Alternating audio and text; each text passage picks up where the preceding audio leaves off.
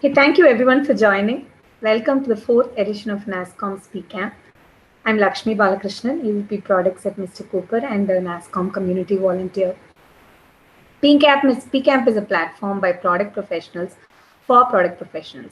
Our goal is to share and learn from each other, create a tribe, and help India get productified. To kickstart PCamp, we have Ram Kumar Narayanan, Managing Director VMware and Chairman of Nasscom Product Council, delivering our welcome address. Ram, all yours. Thank you, Lakshmi. Thanks for the warm welcome. And I would love to both welcome all of you, but more importantly, I want to congratulate all of you for being here.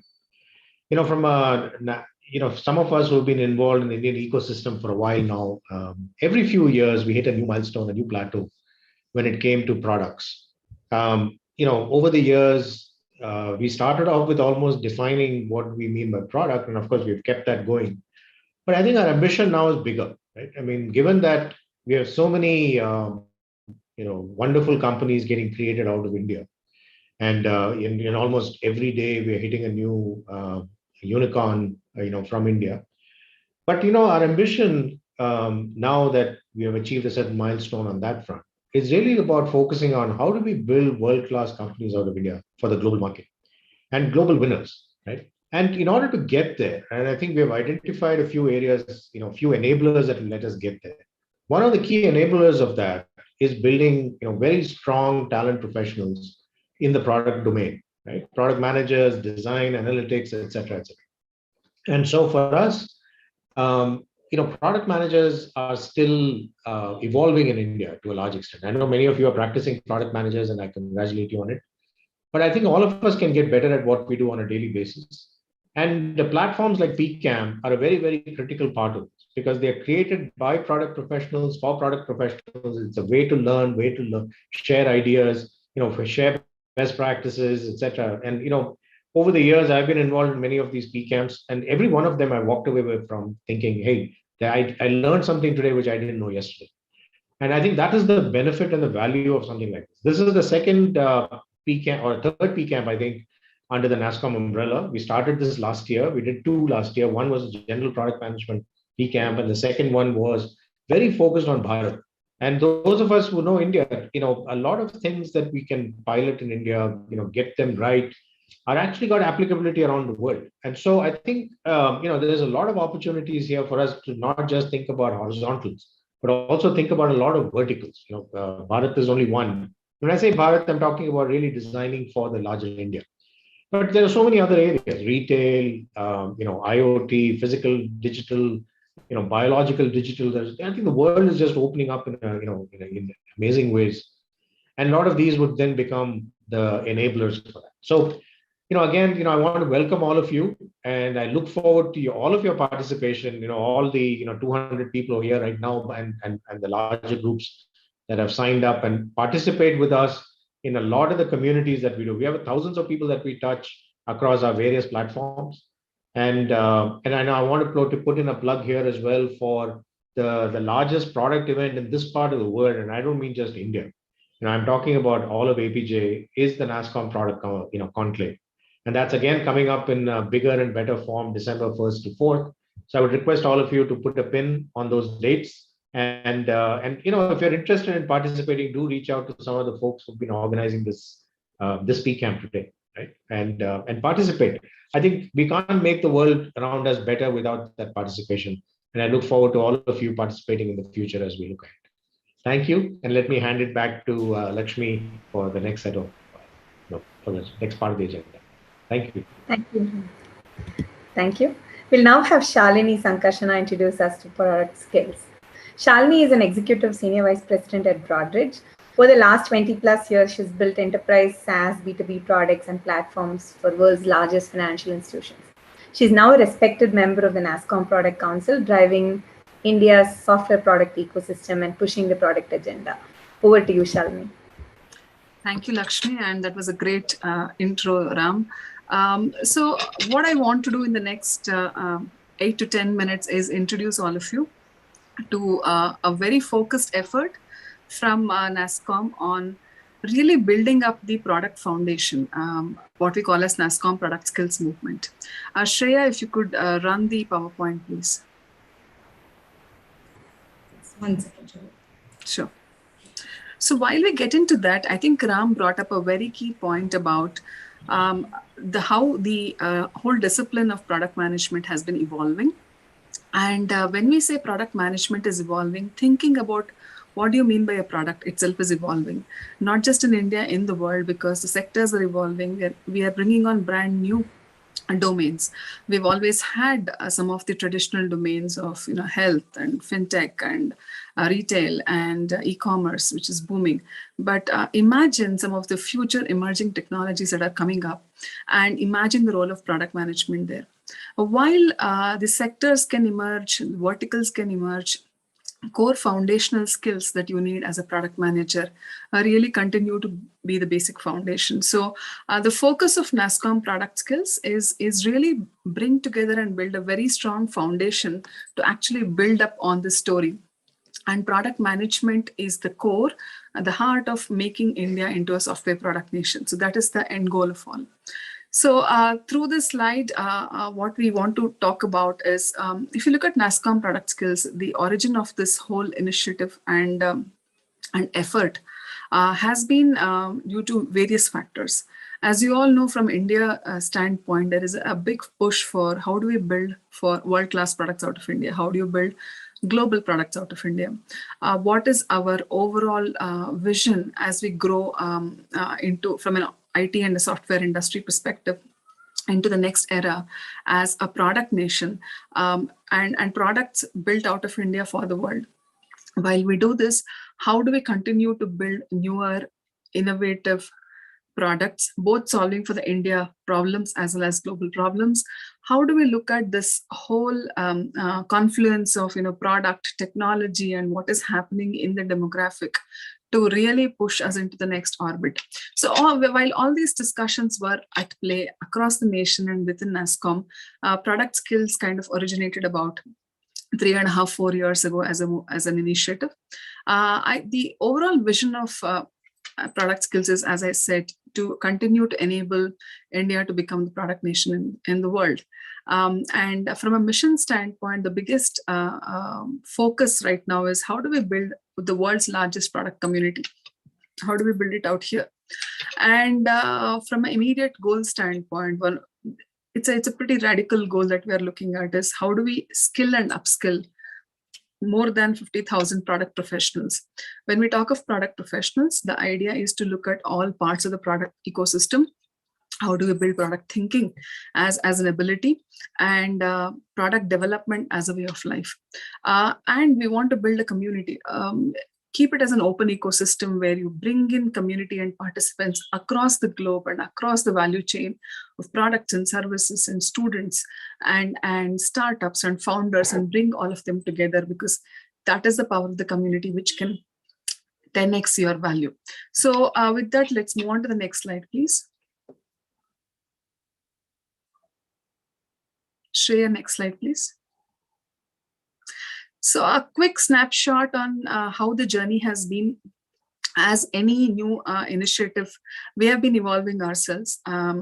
This is a completely volunteer-driven activity, and I welcome you all, any of you who would like to be part of this movement, to join us. The way it began was we started looking at content. We said, if I were to enter the world of product management today, how do I do it as a newbie? I think that was our first problem statement. When we started with that lens, we understood that there are various sets of problems that we had to tackle. One is, how do you define product management? Is there a framework that helps understand all different various nuances of product management? Is there a foundational content that we can bring?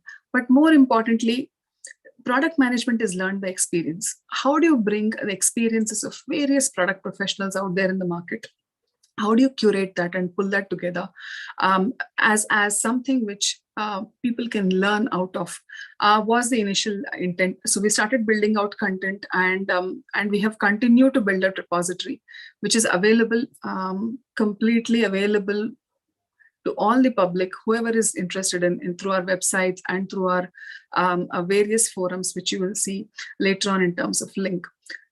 Then as we grew into it, we realized that one of the big things that we wanted to do is pull a community together across product professionals. And this is where last year we launched a Slack community, a community on the Slack tool. And today we are about 1,200 people on the Slack community, and we want to increase that community to really power the entire thinking behind how do we evolve product management. All this is being driven by volunteers. We have about 250 volunteers today driving this whole agenda across various levels of product management, practicing ones, product leaders. We've had speakers across the globe, from academia to industry practitioners coming in and delivering across various subjects. And we have built a repository, and it continues to grow. While this is happening, we are now really scaling up into the next level. Can we move on to the next slide, please? Shreya? So what we did was, when we began, we said, let's look at our own definition of product management framework. This is, of course, a combination of various frameworks that are out there in the market to really bring together all the key elements. If you look at it, it talks about product marketing, technical product management, and strategic product management. A lot of times in real world, we would be doing a subset of this or a full set of this based on the maturity of the product lifecycle we are in, as well as where we are working in terms of a discipline. So the way we looked at this whole skilling initiative is to start looking at the basics of each of this. And we have identified various layers based on the level of entry into the product track. So if I'm entering brand new, I would get a basic overview of across all these core skills. When I start looking at, which we call as PM 101, when we look at the next level where we have gotten some level of product management experience, how do you start honing your craft better? So that is where you get into deeper and advanced topics, and that becomes your 201. And finally, as you grow further, as you build your own team of product managers, as you take on portfolio management, what are the key constraints, key concerns, key issues to resolve? What are the learnings when you look at product leadership becomes RPM 301 topics. So idea of this framework is to really cover several nuances, and people who understand, who are aware of product management, you do know that product management is a conglomerate of various disciplines, various skills that you need to continue to craft. And that is the vision of this framework. Moving on to the next slide, Shreya.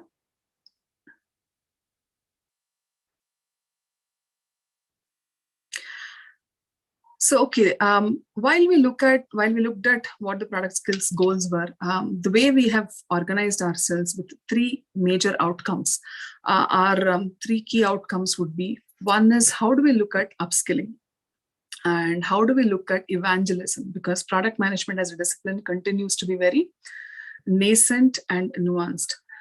While we do upskilling and evangelism, which is you're creating awareness and you're continuing to skill, how do we build a very, very focused mentorship kind of a framework?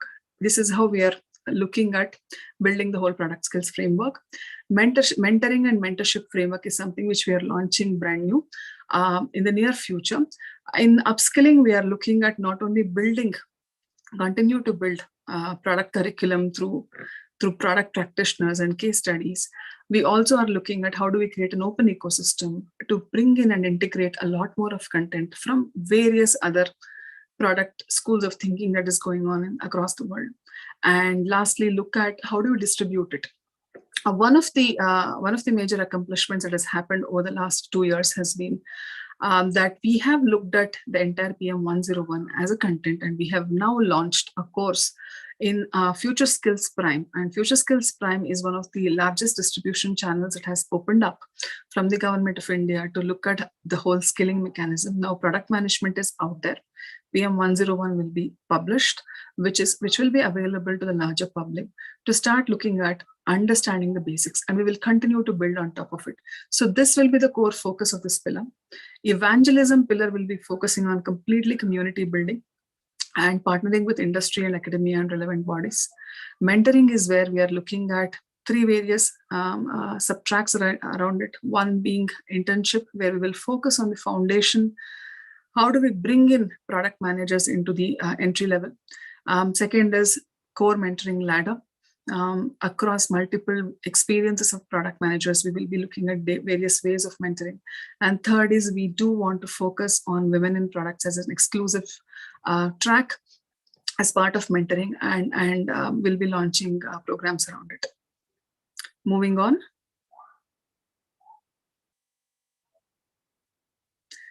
So this will be the new launch that will be happening. I'm very, very delighted to share this. This is something which we all are very passionate and are being completely supported all the way from Nasscom Product Council, several industry leaders who want to really push this framework forward. The idea is that at a new entrant level, how do we make the entire community teach you as a PM when you enter?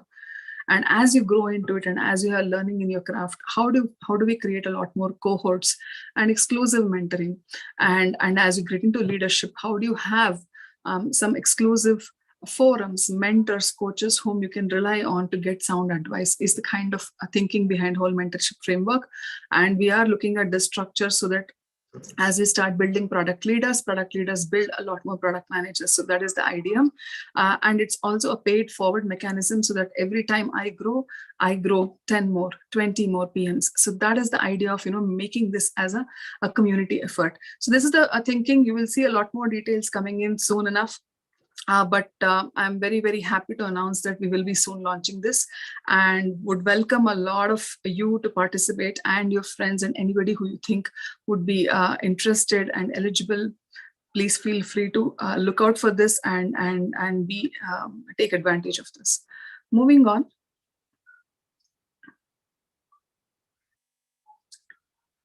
And we are not stopping here. Today, for the first time in this fourth edition of our Nasscom PCamp, we have a dedicated roundtable for students. You will see that in the middle of the PCamp, we have it about a third session. And the reason we wanted to do that is we really wanted to bring in the student population in, get them into the dialogue, understand, as well as teach on what are the prospects and what are the opportunities in product management, understand from them how do they feel entering into a world of product management. While we did this as a session in this overall event, more to come, which is in the Nasscom Product Conclave that Ram mentioned. This is Asia Pac's probably the biggest event for product management. It has magnified in terms of scale over the last year. We have gone global. Upwards of 30 to 40 countries have been part of this event, and folks from across the disciplines, across sectors, across levels, across experiences take part in this product conclave. This time around in product conclave, we are dedicating a whole day for students for everything in academia, and there are various formats of engaging that we are looking at. We're looking at product challenges, focused masterclasses, and roundtables. And really looking at how do we take the whole journey from content to employability, talk of career and opportunities. So I would really urge all of you to plug in into this event. I can't get better than this. And you have some of the coordinates there in terms of joining Slack community and the website that we have, which hosts all this content so far, and you'll continue to see a lot more coming up on PCamp.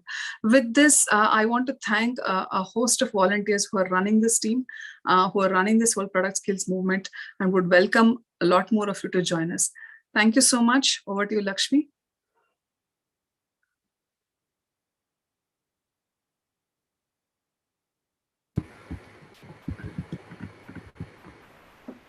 Next session is keynote by Lalita.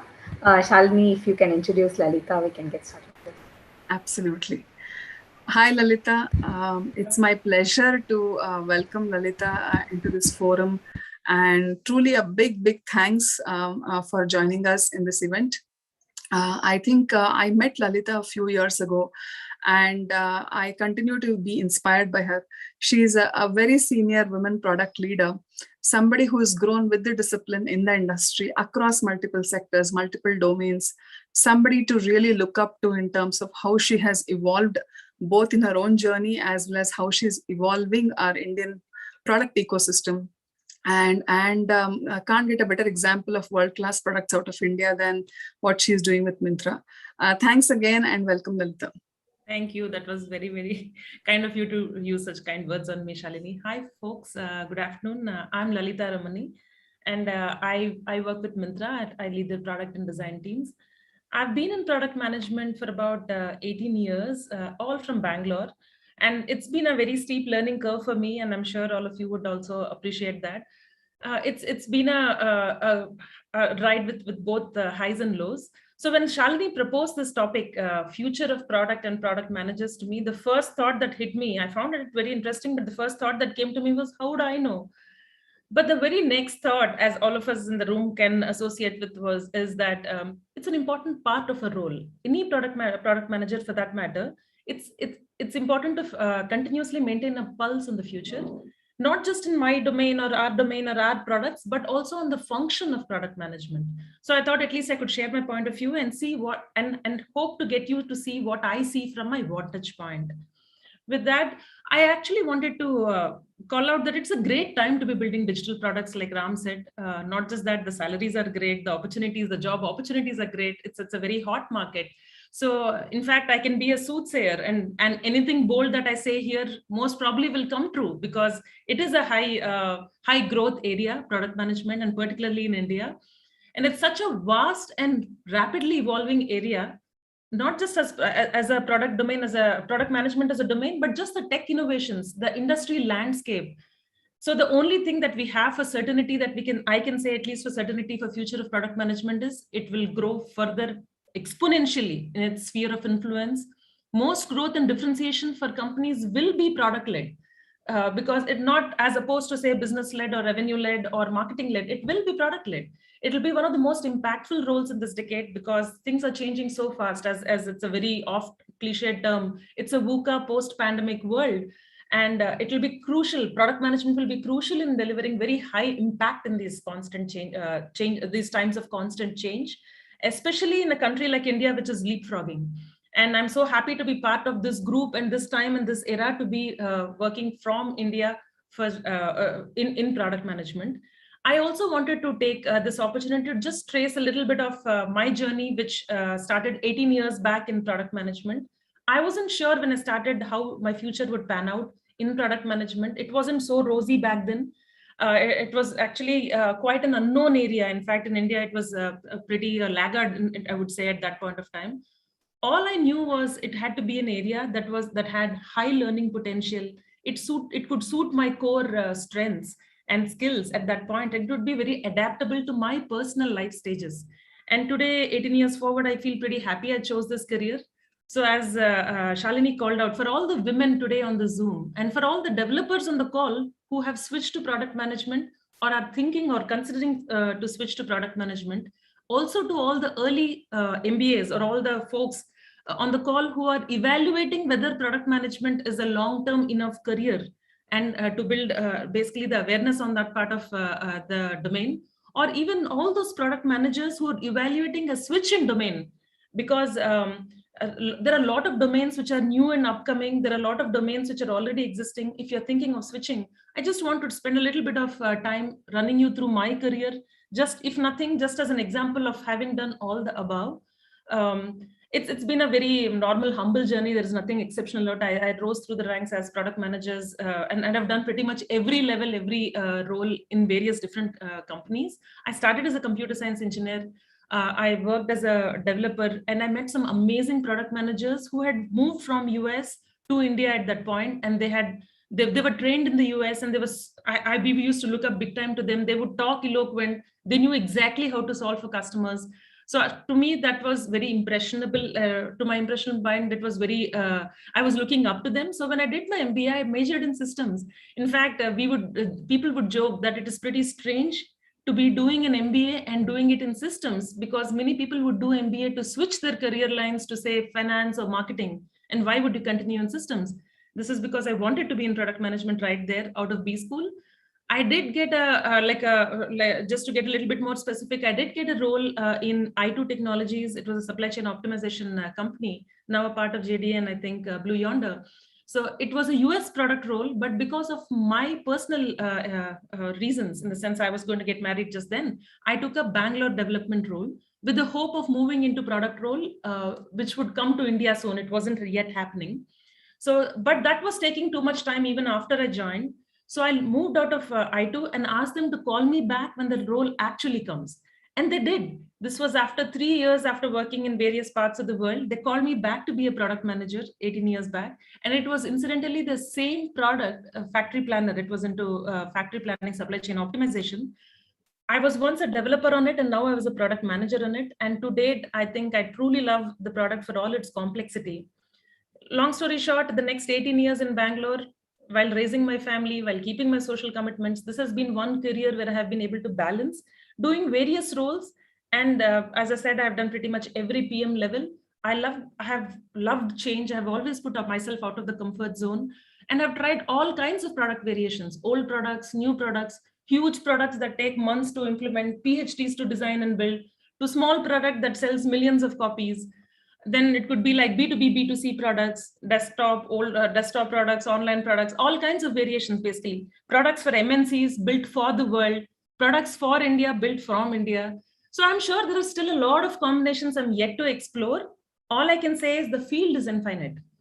And I have switched many domains, like apart from supply chain fulfillment, optimization, I went to fulfillment, then to accounting, then to payments, then to payroll, business platforms, e-commerce, and quite some companies. If I look back, I do think that there was an inflection point about, say, 10 years back, a decade back, where more MNCs, more startups, more product management roles started coming up, and it was acknowledged as a different field.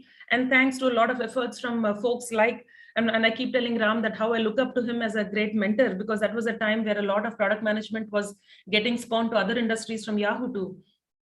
So I do see that that was a time when the inflection point for product management has started, and things have been great since then. If you see now, product management is much more mature in India, and the value that it brings to the businesses, to the companies, is very well known. And so I'm not saying that we have it easy now. All I'm saying is that it is a very well recognized area. And in the last 10 years, many business folks now talk the PM language. Like many of the language that which I would think is PM jargon, which weren't even known 15 years back or 10 years back in India, like MVP, NPS, DAO by Mao, design thinking, product market fit, Jira, all these are very product management jargon, which now everybody in the business speaks to. And I would say it'll only go higher, not lower. I say all this, I've described all this to say that I could mold my product management journey or the entire career based on my various life stages, and that product management has been a great opportunity space for my career. And I think it can be for everyone on the call too. So that was what I wanted to give as a brief introduction. Coming back to the topic of future of product managers, yeah, let's start with future of what I think about the future of products. Considering that our future is a set of choices we make, right? I hope I will consider this talk a success if you all leave with just one little bit more information or wisdom on how you think about your product career choices. And like any typical product manager talking about a roadmap, I will put the disclaimer that these predictions are subject to change. Now, coming my point of view on future of products, I think, and I continue to think that customers will be continuing to be at the heart of innovation. It's always was true and will continue to be true. Add to it the fact that it's a very fast changing tech landscape. There are real world changes like our current COVID pandemic. Even the customer expectations and habits will keep evolving. So like how, even if you look at Gen Z, as we build towards in Myntra, as we look at millennials and Gen Z, we see that they have a strong drive towards sustainability. So there's a little variation we have to think about in the product as we think of building and evolving it. Similarly, retaining and winning the customer trust and retaining it will be truly a competitive advantage. Simply because all revenue growth will come from products delivering immense customer value, winning the trust, keeping them, because it's a very competitive landscape at this point of time. Coming to the next point on globally scaled products, many people on the call, I'm sure, a lot of software as service products have come, a lot of online products have come. They are built from anywhere, and these are built for the world. And these will be very common, like for example, Xero from New Zealand, Freshworks from India, and we have seen how nice their IPO has been, right? These will be the platform products which will then be customized to every geography, and they will have a deep regional connect. These are the things which the product managers will be able to build such products with deep regional customer understanding and getting a product market fit in every country. It is not just enough to have it as a platform. How do we make it specific to a country will be the immense value add that product managers will bring specific in the region. I do see a future where many of these products will be mostly built in India. And based on what I have seen in the last 18 years, it's getting stronger and stronger signals that a lot of MNCs here, a lot of startups here will be catering to the world. A lot of distributed teams will be building these products, because it's not possible to have product managers in every country for which the product is sold for or customized for. That also means that there'll be very dispersed teams. They'll be operating at a very high scale. The companies will have to be built with a lot of global product mindset, which means a lot of cultural quotients, a lot of like high context, which is pretty regional as well as global, sort of local, as they say, right? Even if you look at US specifically, I was reading a report, I think it was a product school report, that described that 85% of them want to describe their own companies as product-led rather than anything else, which means, and again, we have some of the folks here on the call who are leaders in this, which is to say that there will be a C-suite representation for product, a seat at the table for product managers, which is very good news for all of us in the room. Right. The third point I wanted to bring in specifically for some of the online products or maybe e-commerce products is engagement. It's not just commerce. It is also engagement, which is going to be key for these kind of products, whether it is travel, whether it is e-commerce. A good example is China, right? How it uses short videos in almost pretty much every kind of application, from travel to beauty to education to shopping, for everything.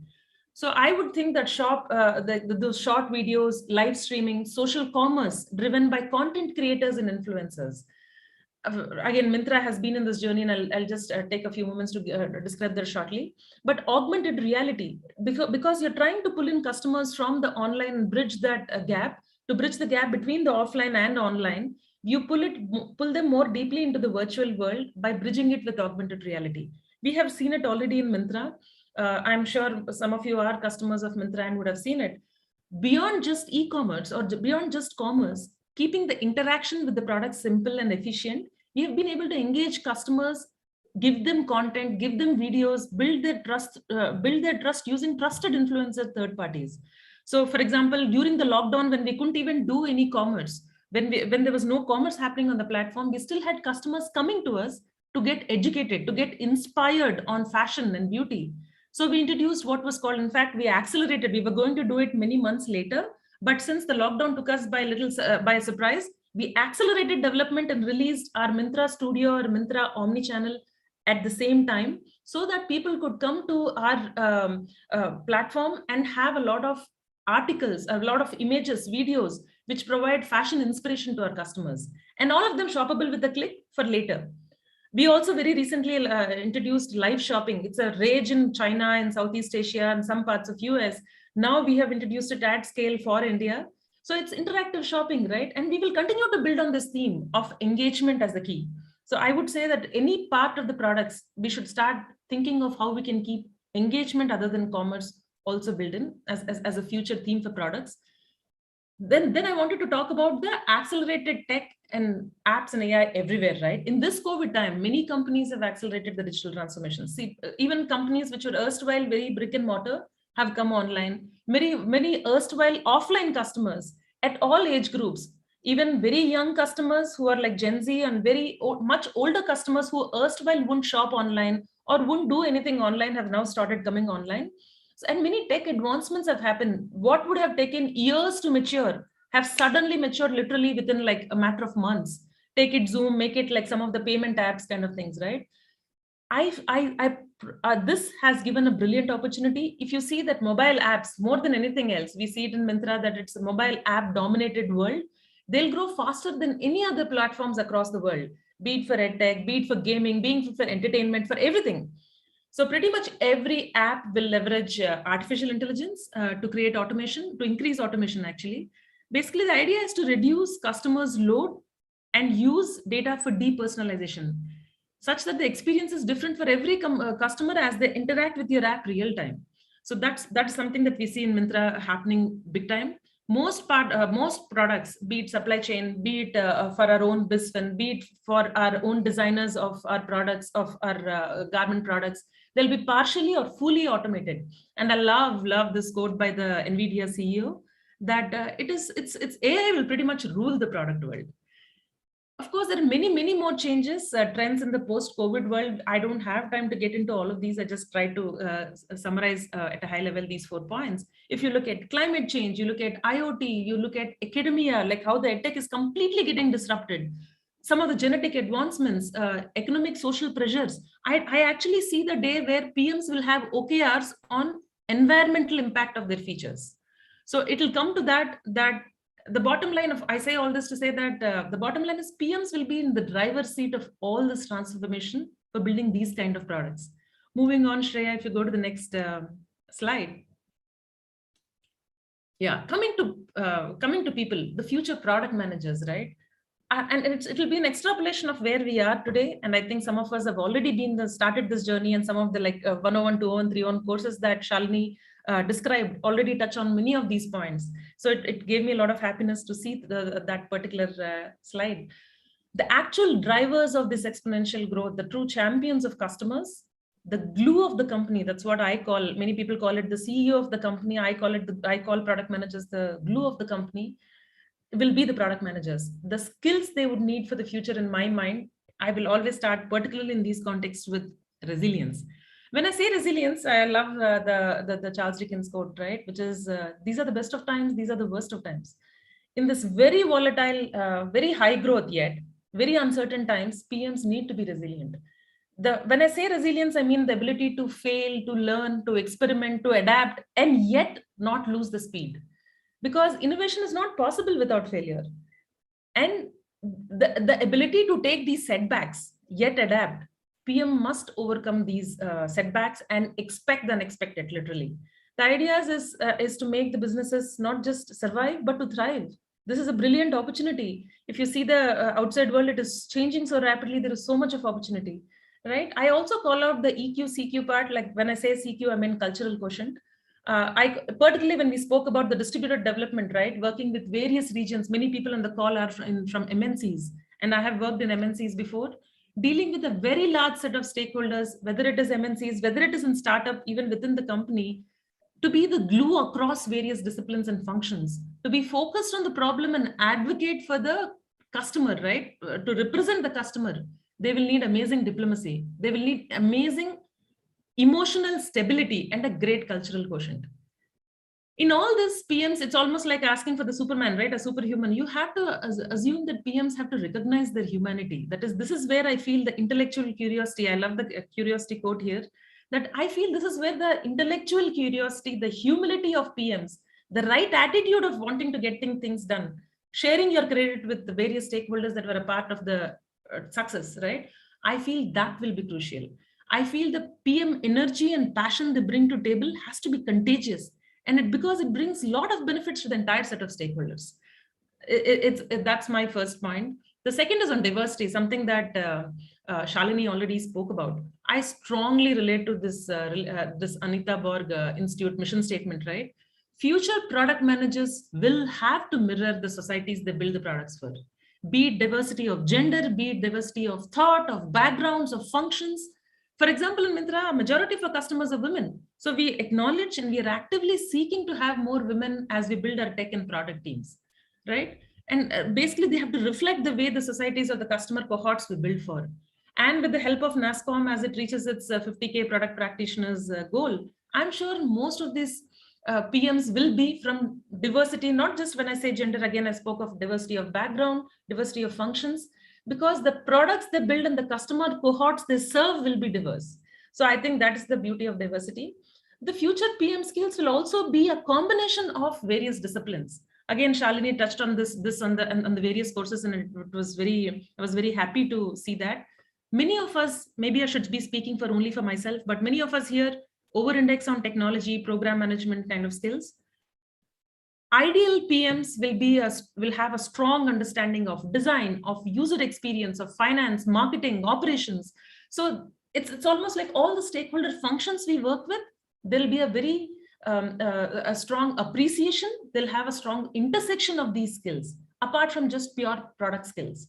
So in my experience, many people ask me, can I switch my career from one a domain to another? Can I switch from development to product management? My recommendation has always been one can switch domains if they keep at least one pivot constant, which is if they keep the PM craft as the horizontal capability, they can switch a domain. But if they keep the domain or a company as a constant, they can switch into product management. So a developer who's been into, like, say, a Myntra or a Flipkart or any of like VMware for a long time can switch into product and try to succeed in that role. Or you can keep your PM experience constant and switch domains. I've done it many times in my life, and so have some of the senior product leaders on the call. So I would say the only trick is to constantly update your skills, constantly stay current, and always try to go out of your comfort zone. The third point I wanted to focus on was balance.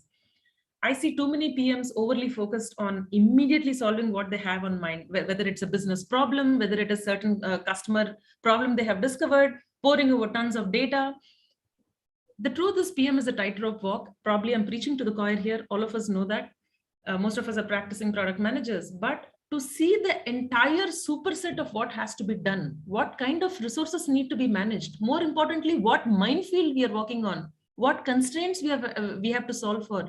In order to focus and prioritize, they should be able to look at both short-term and long-term, in fact, medium-term, look at the entire panorama of what exists as a vision, what exists as a current reality. Then also build a strong gut feel, not just data, a strong gut feel by talking to a lot of customers to build that empathy, right? The strong gut feel with qualitative customer research, apart from looking at data. So the balance part of it is the toughest part, I feel, of product management, and keeping that balance is great. And the last point, it will be incomplete if I don't touch these points, which is about customer first thinking. I'm very influenced by Scott Cook. I've worked for Intuit, and he's the co-founder of Intuit. I've had the honor of working very closely with him in a couple of occasions. I love this quote by him. Customer empathy is a well-documented thing. It's like it's a point of where all of us have to be thinking, being dramatically willing to focus on customers at all costs, being ready to disrupt ourselves, even obsoleting our own stuff. And I again read articles and articles from China which talk about how they're willing to disrupt themselves and their most revenue-generating golden goose products. And we should be bringing that culture to our products that we build. But what I wanted to specifically focus on is customer empathy at scale. It requires a little bit more, how would I say, an open mindset, a deeper data analysis, because you're talking at scale, using all means possible, voice of customers, their feedback, data, customer representatives you talk to, all to have a finger on the pulse of the different customer cohorts. And the idea is to look for surprises rather than validations. I think Deepa is on the call, and this is something that I have learned from her on how it's the surprises that matter more than validations. So I know I have a lot to talk and have covered a lot of ground. It was a brief thing, but with that, thank you, Ram. Thank you, Shalini. Thank you all the Nasscom folks for giving me this opportunity to address these bright folks. And I think it's an awesome platform. PCamp is a great platform. So thank you for giving me time on this. Thank you, Lalita. This was such an inspiring keynote. Thank you. We have a quick poll for the audience. Shreya, can you please run the poll?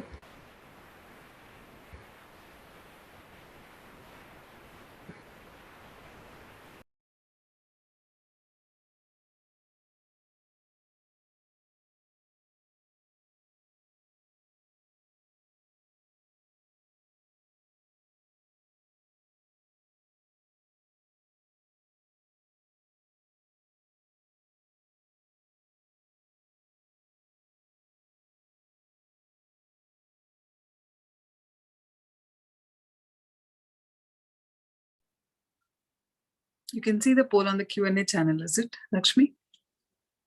It popped up, Shalini. Okay.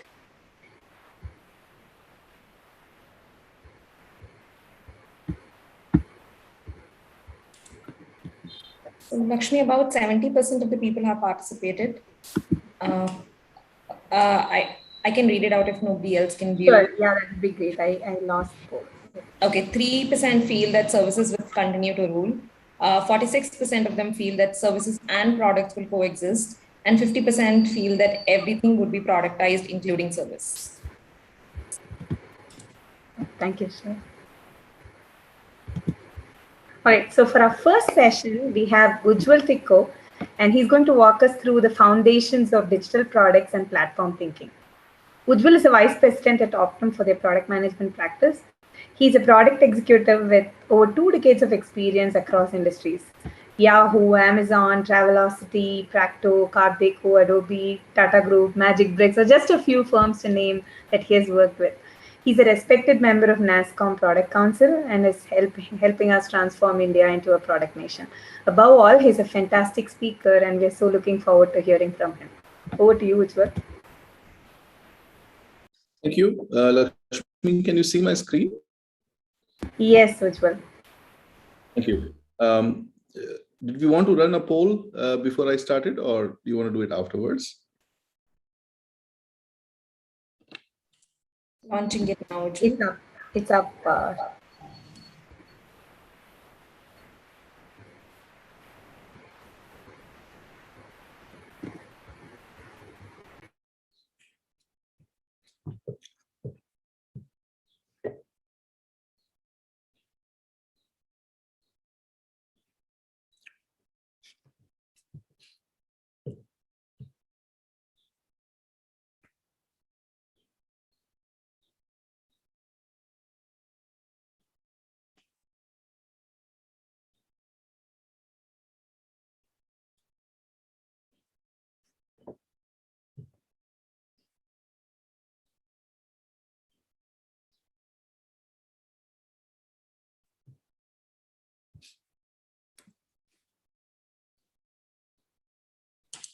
I believe you can all see the results.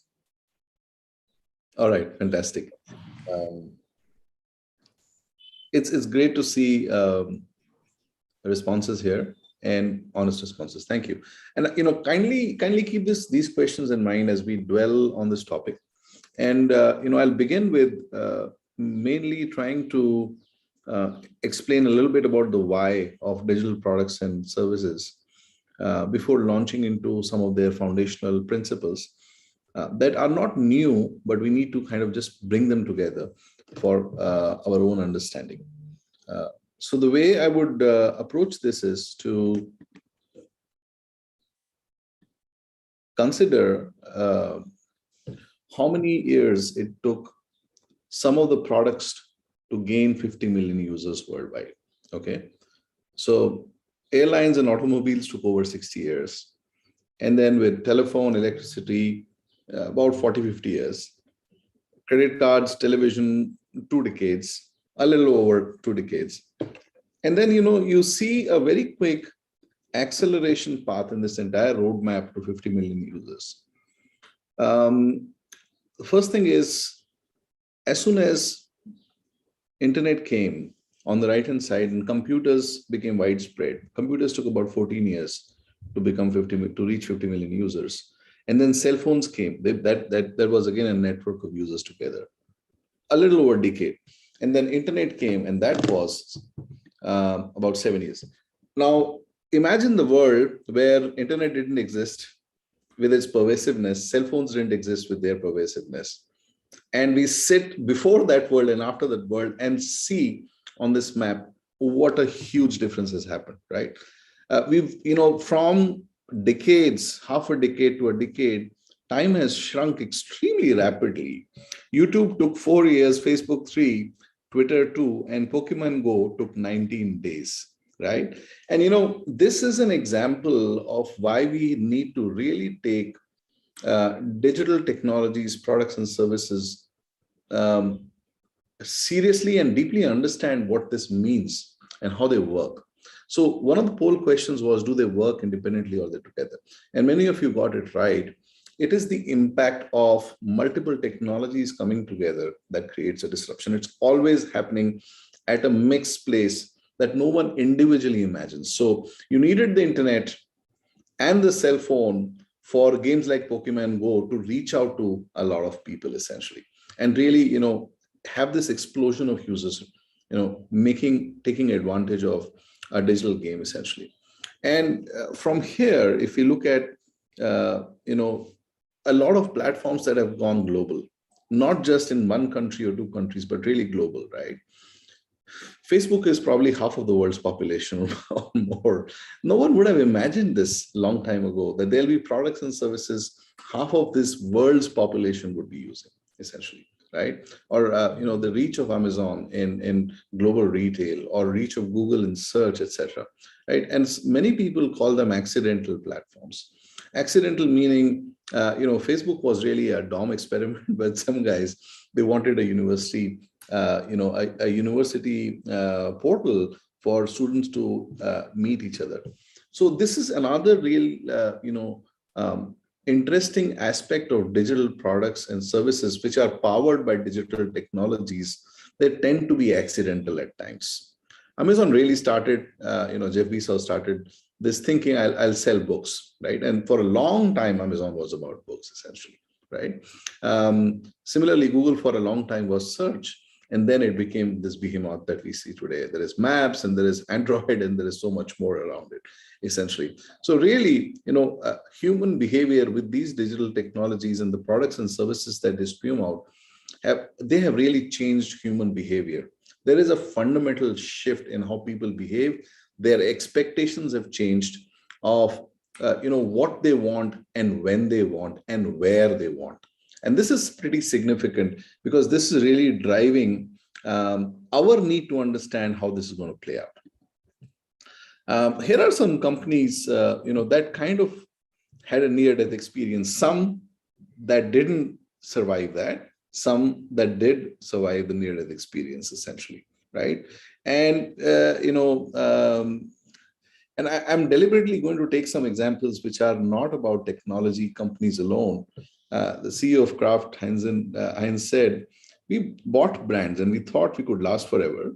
We could just focus on being very efficient. All of a sudden, we were being disrupted, right? And I think if you analyze this, break it apart, and I'll speak about it very shortly.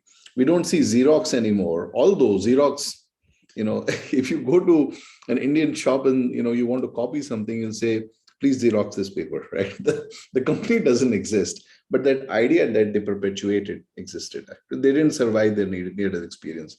Kodak also kind of collapsed, essentially, even though it was huge before a certain time. And Kraft Heinz, they thought that they could potentially just be extremely focused and get some of these great brands and companies together and sell, just optimize. And initially, of course, through these acquisitions, there was a massive growth. But the disruption that typically comes with digital technologies is they often start extremely slow. There is not this huge explosion of money and number of users and revenue, etc.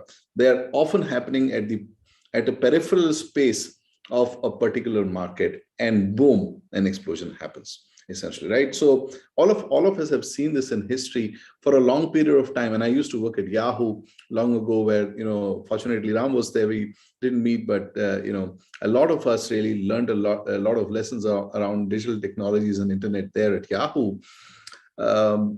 We were in multiple talks to acquire Google as a company. Yahoo was, and we had opportunities. And the valuations at that time were $1 billion, $2 billion, and there was yes and no on, would Yahoo buy Google in $1 billion or 2 or 5 or 6? It doesn't matter anymore, essentially, right? Because the way digital forces, products, services explode beyond a certain point of time, it just becomes unbelievable and uncatchable, essentially, right? So this previous the mindset that I will have a very efficient machine that will not spend money on exploring the fringes, the edges, the new markets, right? As a product person, can become very dangerous.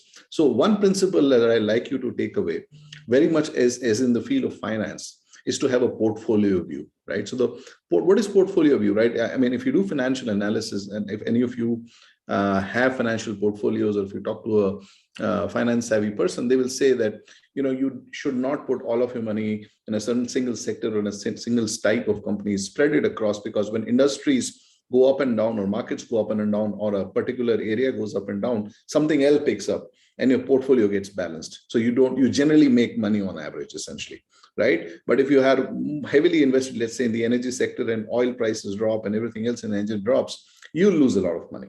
So a similar approach as a product thinker and a product manager has to come, especially with digital technologies, to have a portfolio view, to have a portfolio, some which will be necessarily at the fringes, small, experimenting, trying out, have that mindset. And this is one of the principles we need to have in terms of product building, that we need to be having this portfolio view, because trying to, just have big things which churn a lot of users or a lot of money might be short term, because you're not spending a lot of money, that all that money goes down to the bottom line, you look very profitable.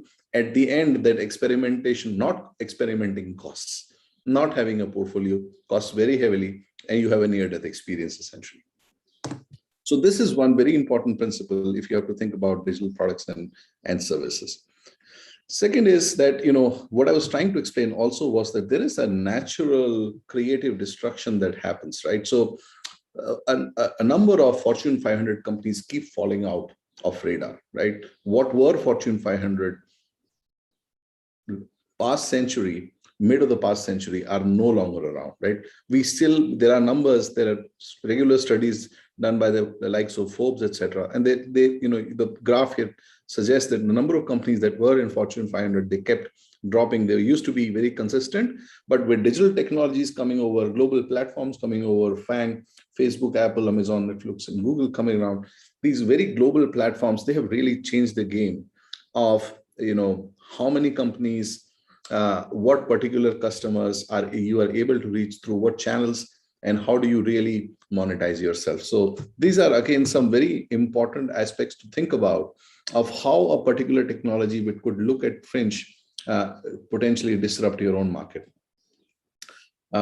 This is a graph by Robert Walcott. He's an adjunct professor of entrepreneurship at Chicago Booth, essentially, right? So he made this graph some days ago, and he's coined this term proximity that I wanted to talk about. This was a part of the question that I had as a quiz, essentially, right? So what is proximity? And a lot of people answered, we don't know what proximity. Proximity is really that digital technologies will push production and provision of products and services closer to moments of demand.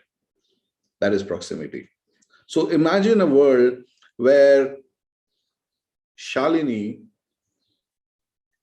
with her pattern of buying, Amazon figures out, or an e-commerce company figures out, is about to buy a tennis racket, and they ship with a certain amount of certainty that racket very close to a warehouse near her, so that the shipment time will be almost a day or half a day, right? Imagine the delight that will bring to Shalini, right? Or imagine, an e-commerce algorithm figuring out Ram is about to buy this book, and just a few days, not a month ago, not 2 months ago, okay, just a few days, just that one book for Ram will be shipped near to a warehouse where Ram sits, or where Ram is going to get his fulfillment being done from.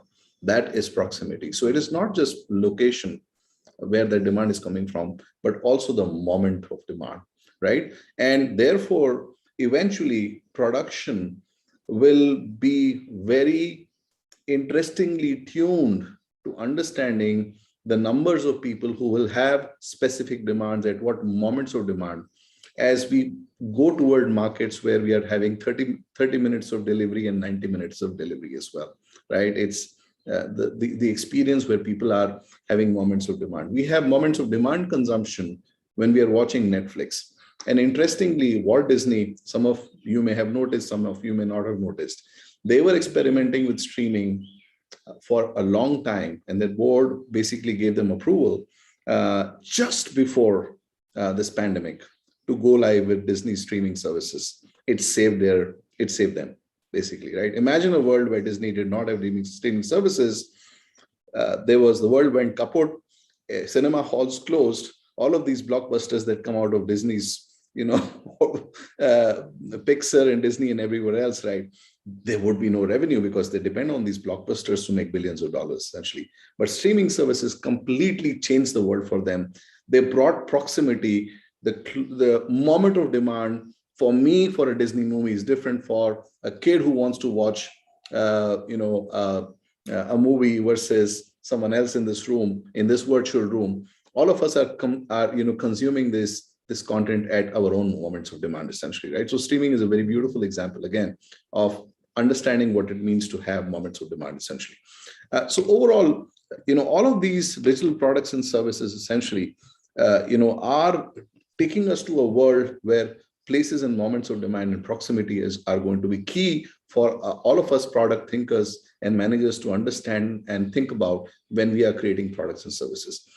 Very quick segue. Basically, we have moved away from traditional IT services approach, and this is just an important context, right? IT services was premised on the notion that there is a customer who has a very specific requirement, and they would then call a software vendor and ask them to provision that software them on a specific budget within certain specific timelines. That is how IT services work. Okay. Product thinking shifted this entire game and said, I'm going to figure out what consumers want. Okay, that's a very different story, right? No one came and said, I want Microsoft Word with this feature. And there were millions of such people who wanted Microsoft Word or Excel or PowerPoint or an app that we use. Someone goes out, or Dropbox, for example. So if you read the Dropbox story, they initially had these physical prototypes for testing and trying to figure out, would this be something that people would want? This is extremely different from someone saying, I'm going to give you a written RFP and say, these are my requirements, and tell me, what are you going to charge me for building this out? And how long will you take, essentially? And then you shift to platforms and ecosystems where it's not about product against product, right? It is ecosystems colliding against each other. It is the Android ecosystem versus the iOS ecosystem. These are competing, right? So again, as product and platform builders, we need to really reimagine the world in where we also will see competition besides proximity. Okay. I'll come down now to very fundamental product thinking principles that will impact building digital products. And these are things that I've seen in my long experience. If we don't really understand the problem space, one of the legacies of IT services, this is the reason I talked about IT services, is one of the legacy problems, if we have gone through that phase of IT services, is that someone has already said, this is my problem, I want you to build this solution for me. So you would start from the solution space. Okay. But it is very important for product managers and product thinkers for digital products to go at the problem space, to really understand what are the needs served, unserved, underserved of their target customer. What is the problem that they are facing, and how am I going to solve that? If I'm going to solve that, what is my value proposition? What is the feature set, and how will I give the right user experience? So the understanding and the differentiation between, am I thinking and working right now in problem space, or am I operating in the solution space, is important. These are two spaces. People get fudged about it, and they make a lot of mistakes when they are trying to think about their building their digital products and services. And this will, keeping this in mind, will have as a framework. The next one is to, and this is very, very standard, always be thinking in terms of the intersection. And this is, this is so fundamental that, I can't emphasize more, between desirable, feasible, and viable, right? Because value gets created at the intersection of these three repeatedly. And, you check the desirability lens, and then you check the feasibility lens and the viability lens, and you keep checking, keep iterating and trying until you really reach, foundationally to the point that, yes, you have an intersection. One of these three missing will cause a problem in the products or platform success, essentially. And this iterative cycle of discovery, validation, development, and launch, right? This iterative cycle, it is a very necessary and natural cycle for all of us to go through, for all products to go through, digital products to go through. Big bang doesn't exist. It won't work anymore in the digital world. So it is very, very important to steer away. And, very often we'll meet executives, I do, who are still thinking big bang, and you got to steer them away, educate them away, and help them think about iterative processes, about cyclic processes, that, there is not going to be a big bang success, that we'll reach success one step at a time, or in iterations, essentially, right? So keep bringing that principle, and for product managers and product leaders to explain that, articulate that, and teach that principle to others becomes very important in the success of digital products and services we build. These are the last few principles around platforms. To understand platforms, it is important to understand what are pipes, essentially. Pipes, if you imagine back, in your mind, let's say a factory that creates a bar of soap for me. Now, what are they doing? They really are a producer that gets all of the ingredients for the bar of soap, meet, all of the manufacturers of these ingredients, bring that together, and, put that together as a manufactured soap, put a paper around it, advertise it, take it to the market, drive it to the distribution channel, bring it to the consumer. That's a pipe. They are taking a pipe approach to building value. Platforms do this very differently. They create infrastructure where producers and consumers can come together. Okay, so Amazon, as a very, very simple example, is, and this is very important, because everyone says, I'm creating a platform. You better understand what you mean when you're saying you're creating a platform, right? Is this some place that you are, not necessarily owning all of the inventory that is useful for whoever is buying, but you are creating a meeting place for whoever is going to produce value and whoever is going to consume value, and those two people will come together, and you will create the rules of that playing ground, the rules of the platform, how money flows, how processes flow, how value flows, what are the rules of engagement of producers and consumers. That is a platform. And this is a very important differentiation to understand foundationally what platforms are, and are we really building a platform, or we are imagining ourselves building a platform. And this is a very, very overused and misused term that I see thrown around a lot. Please be careful about it and ask these questions. Sangeet Paul Chaudhary has done phenomenal work in this space. I highly recommend his books, and his blog is amazing as well to read if you have time. Last few things, and again, this is Sangeet's visualization. I love it, which is basically he has visualized platforms as 3 layers. There is the data layer, the infrastructure layer, and the marketplace network community layer. And all of these 3 layers, by the way, they have a massive interplay. And very simple ways to see is, if you look at old school job portal, monster, right? So you had this place where there was a portal, you would go, there was a search engine, upload your CV, look for jobs that were uploaded, and you're done, right? Versus LinkedIn, right, which is having a lot of rich data of who's Shalini, who's Ram, who's Lakshmi, who are these people, what are their interests, what are their skill sets, who are they connected to, what are they doing right now. With these data points, they are able to bring together and help network people and find value through those networks. That's a very, very different experience. Even if these individuals, multiple individuals, all of you are looking for not looking for a job, you can still derive value on a career network like LinkedIn, essentially, right? That's a very, very different approach to thinking about a platform that is around professions. So again, this is very deeply foundational to platform product thinking about these layers and what these layers do and the importance of these layers in your platform. This will be very, very critical in whichever way you approach your products and platforms. So I'll kind of now wrap it up, essentially.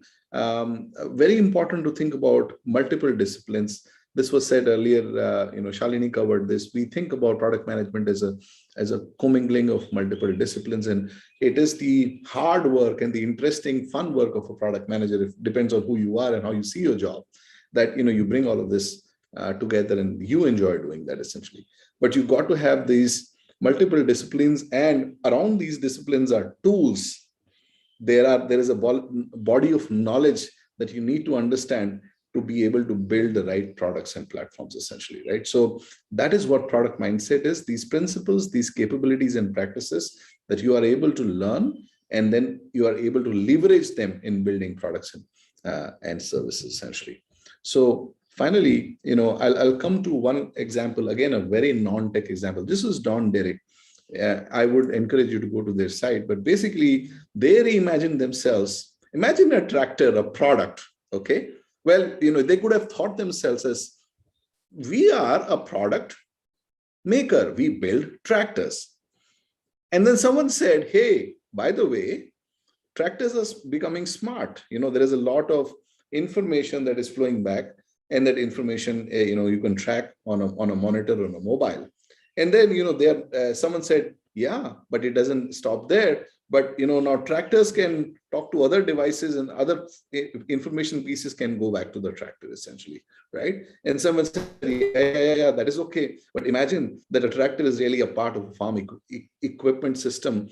So tractors, there are trailers, there are planters, there are combined harvesters. Now imagine all of these different equipment systems coming together, exchanging information to bring value to the entire process of farming.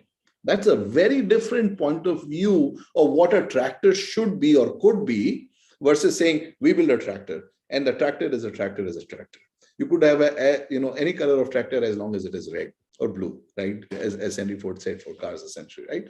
So really taking it further, it is really, as I was saying, it is then a farm equipment system, which is tying to a data and weather system, which is talking to an irrigation system, which is talking to a seed optimization system. It's a farm management system. And all of these systems exchanging information, that is thinking digitally. That is thinking about digital platforms. That is thinking about individual products, really digital products, digitally capable products, right? And it is way away from some of us who might be biased to think that we are creating only an app or only some software or some SaaS product. So this is, I'll end with this quote from Michael Porter, who basically said that all of these digital products, they are reshaping industry structure and they're forcing strategic choices.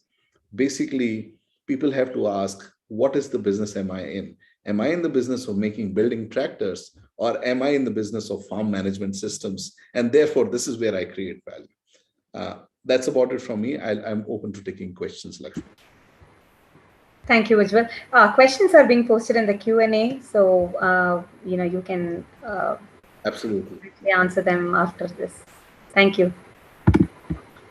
This was such a great informative session, Ujjwal. Thank you so much. Thank you. I see a question from Bodha Verma. Can I read that? We have other speakers waiting. If that's okay, if you can answer them offline, that would be great. I'll answer them separately. Sure, no problem. Thank you. Thank you. Shreya, could you please bring up the next poll?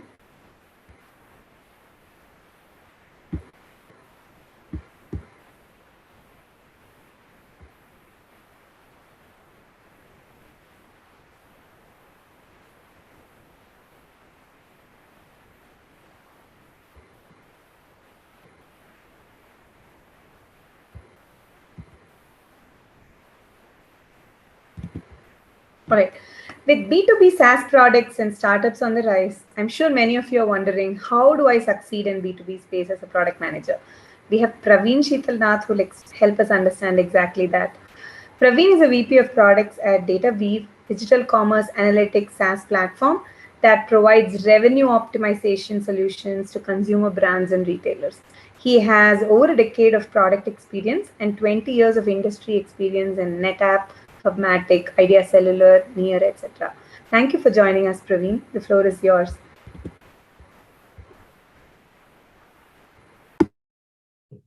Thank you. Can you hear me? Yes, Praveen. Okay.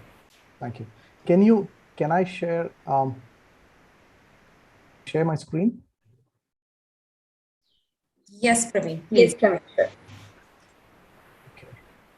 Shreya, could you please send a summary of the poll in the chat or quickly tell that? I failed to notice that. Oh, is it fun? Just a moment.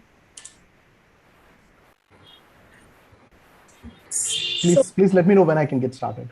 Yeah, just a second, Praveen. So the quick results from the poll says that about 61% of the people who are attending the webinar are B2B product managers. We have 13% of B2C product managers with us today, and we have about 3% of D2C product managers. Thank you. Go ahead. So thanks for the kind introduction. So I'll dive into the subject. Okay. Let me talk a little bit about B2B and B2C product management. Right. Of course, as everyone knows, B2C product management is primarily developing products for consumers. So if you're working in an e-commerce, in a product management team in an e-commerce company or a travel or any of those things, you're potentially doing B2C product management. But if you're doing more developing products for businesses, you are a B2B product manager, right? And examples could be SaaS products. Many SaaS products are actually B2B products, or IT infra products and so on, right? And sort of the motivation for this talk was that while there's a lot of product management literature that's very rich in how to go about doing product management in a B2C for B2C, right? You look at things like Lean Startup and some of the Marty Kagan's books and so on. It's more about how do you do that in a B2C product. There isn't a lot of literature about B2B, right? While many of the fundamentals remain the same, I feel there are nuances that you need to understand to really succeed as a B2B product manager. So sort of the presentation is about the lessons that I have learned over my experience, as a B2B product manager. So, so a few fundamental things in the B2B product management, as a B2B product manager is, one, you need to understand who your user personas are and what the business value of the product is, right? And in a B2B scenario, a user can be of two different kinds. One is an economic buyer who actually makes the decision on what products to actually buy, right? And in a typical case, this could be sort of VPs or directors of companies. Say, for example, if you're an HR tech product, it could be a VP of HR or a chief people officer who would make that buying decision. Or it could be the other kind of user is the end user, the user who actually uses the product, right? And even within the end user, end user could be within different departments or different functions within an org, right? So as a product manager, you need to understand who these personas are. What do they do on a day-to-day basis, right? What are the KRAs that they have, right? And also importantly, what kind of sophistication do they have, right? So these are important because in some cases, you need to know, are you is your primary user of your product somebody who is well versed with data, let's say a pricing analyst or something like that. If that is the case, then the way you would develop the product, right, is very different from if somebody who's not that well versed with data, for example, right? So understanding who these personas are, what is the level of sophistication they have, and also what kind of functions do they represent, right? So in many cases, the products, I'll give an example of some of the products that we develop, it is consumed across different functions within an org. But if it is different functions within an org, probably it makes more sense to have it as different modules because often different functions within an org are very siloed, right? So understanding those nuances is extremely important as a B2B product manager. Second, of course, is as you all know, the businesses buy products so that they can either increase revenue or decrease cost, or in some cases increase customer satisfaction, right? Now, as a product manager, not only do you need to understand directionally where does your product fit in, but you need to be able to have some kind of put a quantitative value on what is the value that your product brings in, right? I mean, if it is, let's say, decreasing cost for a large enterprise, what are the parameters by which it decreases cost, right? So all of this has a direct implication of sort of how you want to price your product, right? And how sticky your product is at the end of the day, right? So understanding these are extremely critical for a B2B product manager. Now, the next is understanding the domain and the ecosystem, right? I mean, it may sound very obvious that, of course, if you're a product manager in a particular domain, you need to have a thorough understanding of the domain. But I've come across product managers who do not want to sort of, get into the domain deeply, right? But in my opinion, that's a very career limiting move, right? If you have chosen a domain, it is extremely important that you have full understanding of the domain, what kind of trends are happening in the domain, and who your competitors are, and so on, right? I mean, give an example. Let's say if you are in a MarTech product or an ad tech product, I mean, you need to understand all the things that are happening in the industry right now with respect to cookie deprecation and how do the industry plan to solve it and things like that, right? You not doing that, you automatically sort of get branded as non-strategic, right? Which is sort of career limiting, right, for you. The next is understanding where your product fits into the entire ecosystem and what is the exact value that it provides, right? And what I mean by that is, right, you think of an enterprise. And an enterprise, let's say a marketing department of an enterprise, right? A marketing department of an enterprise may use multiple products. You would have, Salesforce for sales automation, right? You may have MailChimp for actually email marketing and so on, right?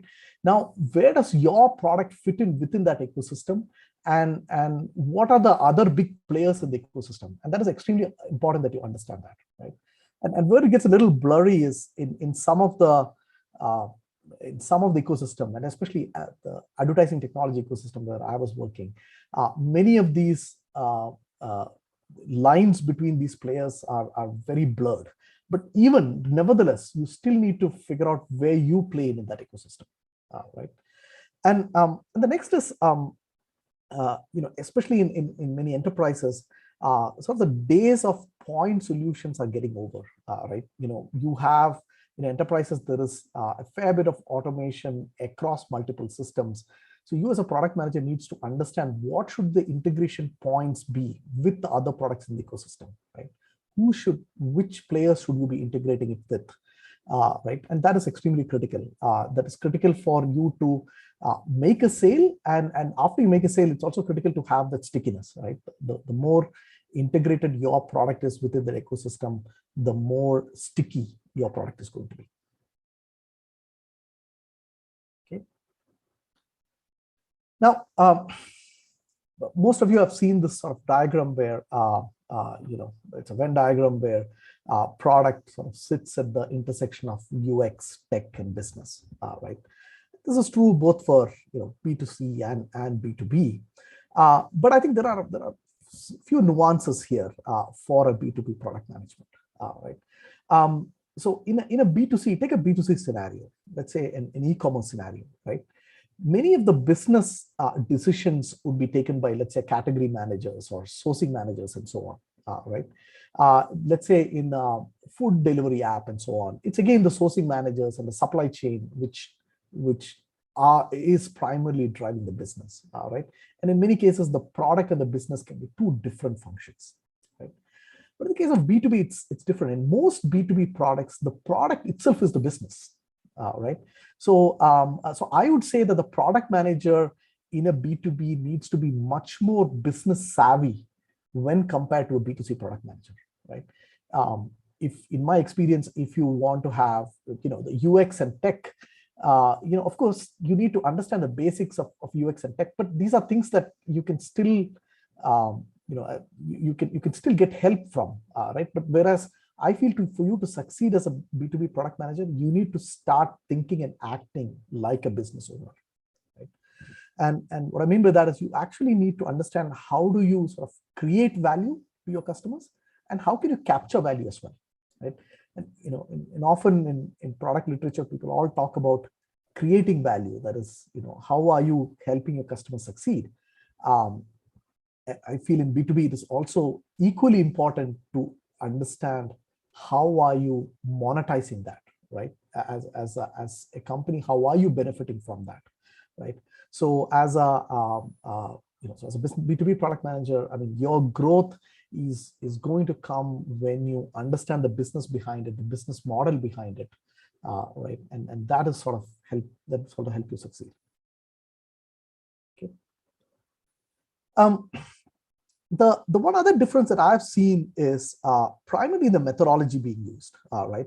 And I've seen that in B2B, for you to be successful, you need to get a lot more comfortable with qualitative data, right? And what I mean by that is, as a product manager, you need to sort of understand what do you want to build, how to create value, how to capture value, and all that, right? And while many of the quantitative techniques like A/B testing and all that helps testing and usability, but it's not a good way of figuring out how do you create and capture value, right?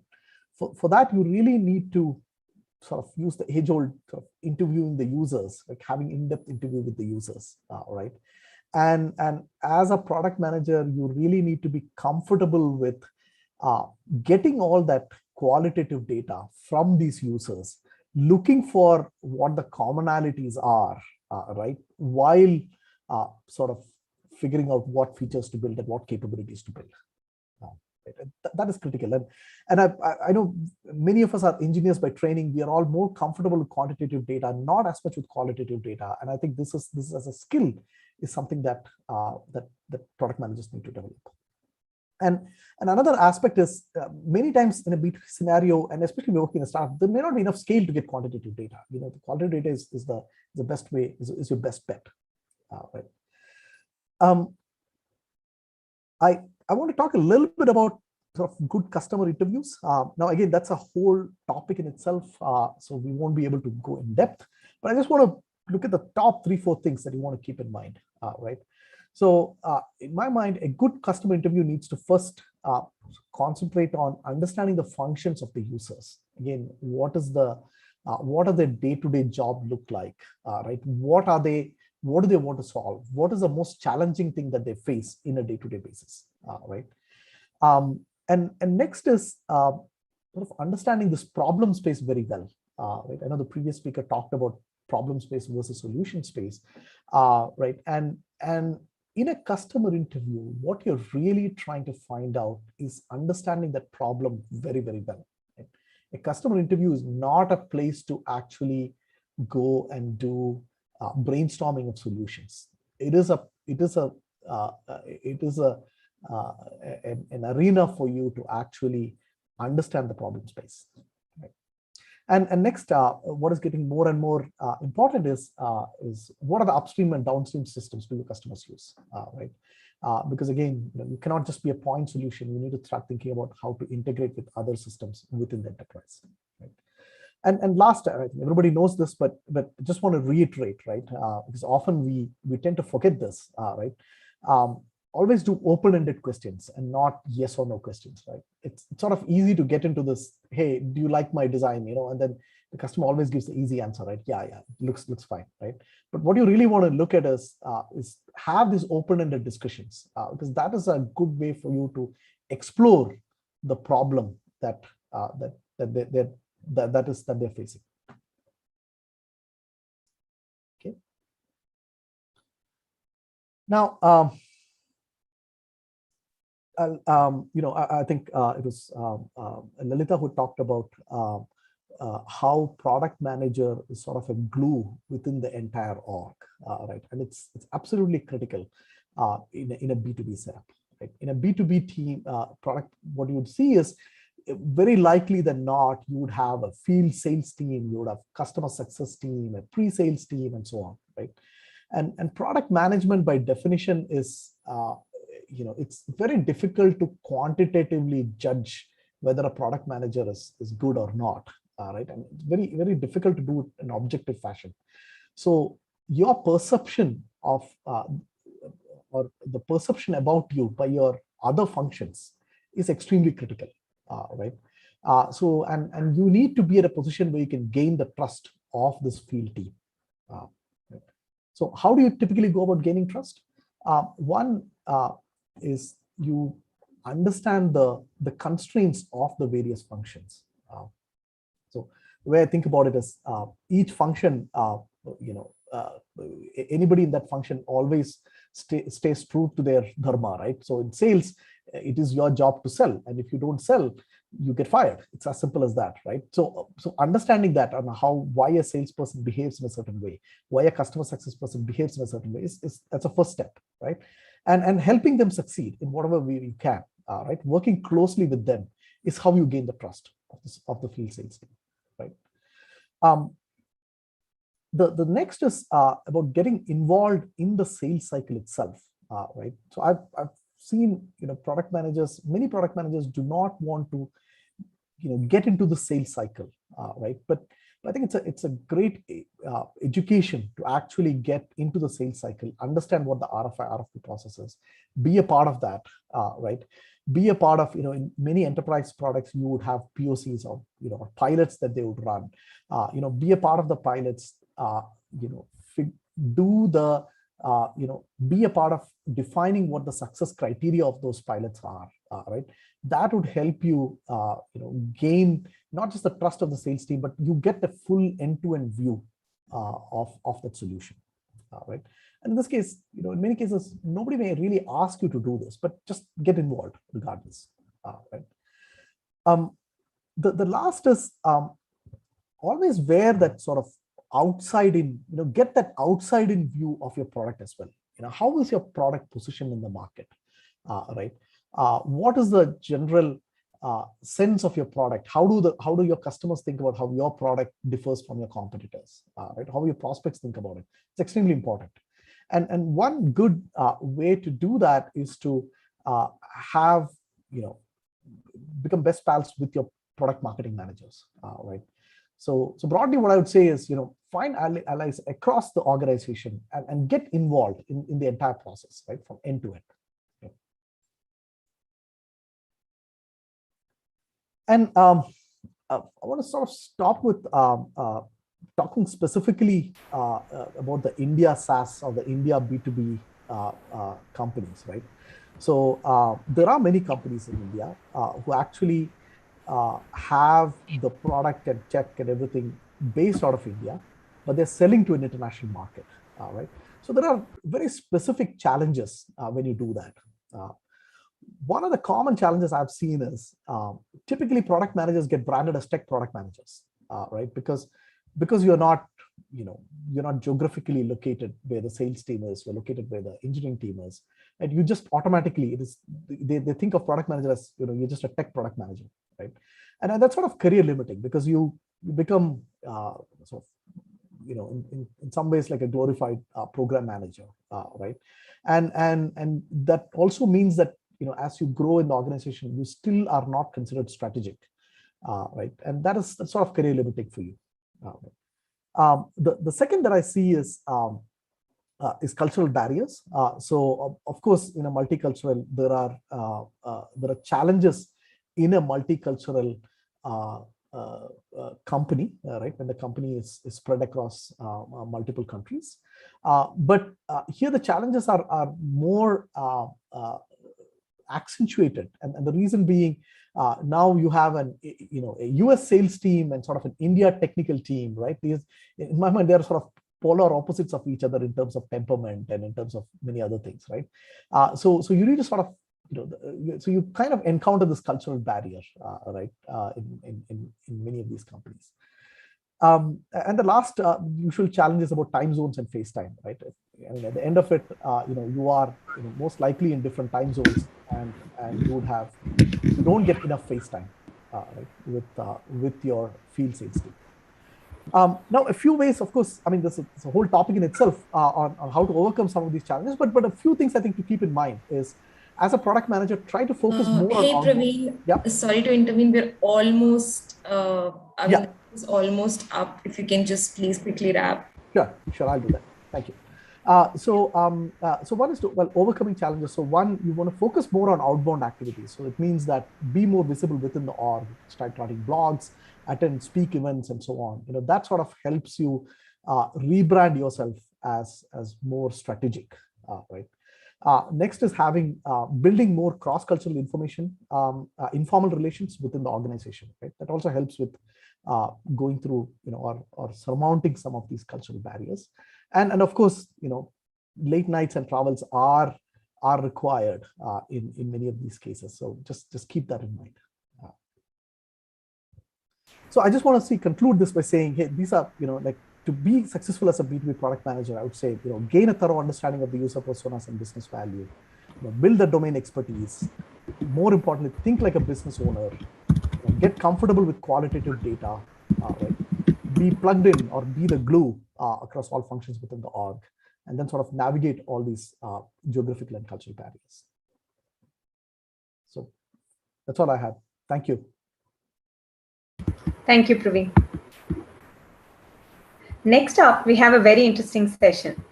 With all the buzz around products and product management, many Gen Z students and professionals are looking for career prospects in product space and have a lot of questions around it. Here we are presenting the student roundtable with 4 students, Amita, Maulya, Ashel, and Sunil. And we have 2 product leaders to discuss with them, Saurabh Saha and Radhika Shukla. Radhika heads revenue growth and business development at Times Internet. Her experience spans across media, entertainment, telecom, and IT industry in various roles. She's a recipient of Women Super Achiever Award. Saurabh heads product management at Nasscom Future Skills and a serial entrepreneur. His book, Essential Product Management for Technology Entrepreneurs, is a must-read for all PMs or entrepreneurs. Let's hear what they all have to say. Over to you, Saurabh and Radhika. Thanks, Lakshmi. So great to be here. Thanks, everyone. Thanks, Rashmi. I think, Saurabh, you can start by introducing yourself, and then you can... I think I'll just take 1 minute to introduce myself. Lakshmi has already done the honors, so need not exaggerate on that. Great to see everyone over here. My name is Saurabh. I spearhead product management for Nasscom Future Skills.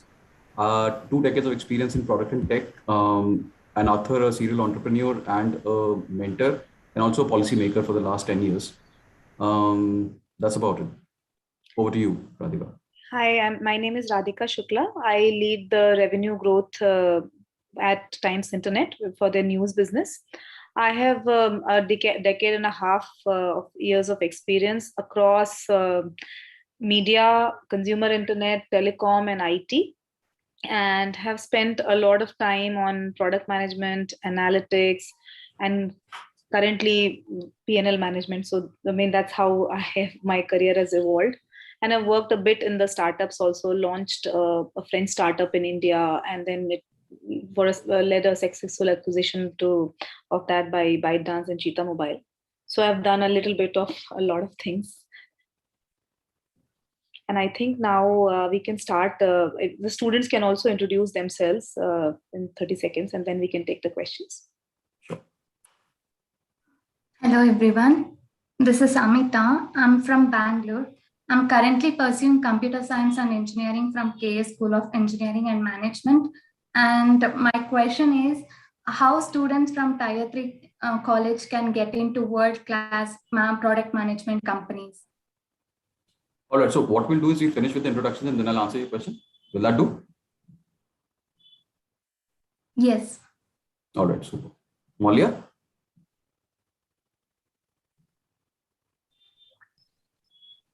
Maulya, you are on mute.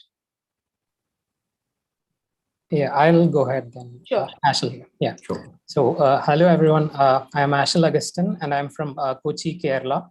And I'm currently a first year MBA student at Loyola. Good evening, everyone. Chennai. And I did my BTech from Rajagiri, Kochi in computer science and engineering, and then spent 2 years with Cognizant as a full stack developer. Yeah, that's it about me. Over to you.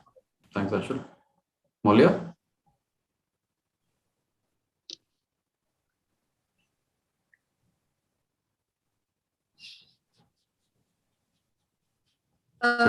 Good. Okay, so there seems to be some technical problem with Maulya. So Radhika, shall we just go ahead and start with the first question? Yes. Other people can introduce while asking the questions. Sure. All right, super. So Amita, do you want to repeat your question one more time for the audience? Yes, sure. My question is how students from Tier 3 and colleges can get into world-class product management companies. All right, super. So I think the issue over here is that on the visibility spectrum, where exactly are the students, right? Today, if you see a student's career curve in India, predominantly from a tier 2, tier 3 college, they're not really visible on the spectrum. Nobody knows that they exist. They're not doing anything extraordinary out of the blues, right? They are not writing a blog. They're not writing a book. They're not building a side product as a hustle. They are not going for patents and all. They are pretty much dormant, right? And also I feel that, let me give you an example of a person I know very clearly. So there's this person called Radhika Bijoria on LinkedIn, right? I've seen her as a student all these years, and she was constantly posting every single day about business strategy, news and all. And she was doing her, her undergrad degree in journalism, right? Now, after almost creating a huge social media presence with almost 50,000 plus followers on social media, she was actually offered a job by 3-4 companies who wanted to actually absorb her. So this is not exactly the case with product management also. But the point that I'm trying to make is that you've got to make yourself extremely visible on the spectrum. People should know you exist. How do I know you exist? How do I know what you have done? And think also from a recruiter's point of view. If the recruiter is on the lookout for, let's say, an APM position, right, and he or she tends to sort through silos of resumes that lie on Naukri.com or any other database, how are they going to differentiate? It's only on the basis of the stuff that you have done, right? So I see that there is a wide gap between, when you say talk about tier 1 colleges and tier 2 and tier 3 colleges, tier 1 colleges still have students who have done a lot of groundwork, a lot of significant amount of body of work they've created for themselves. So it's easy to differentiate them. So pick up any IIM or an IIT guy's resume, and you'll find a lot of side projects that they have done, right? Which is not the case that I've seen with tier 2 and tier 3, right? Now, today, to answer that question, today it's become relatively easier to be visible. Today it's become relatively easier to be there on the spectrum, because you have these competitive assessment platforms like, Skillenza being one. There will be many more platforms through which you can make yourself visible and take part in these strategy competitions, in these B-plan competitions, in these product competitions and all that.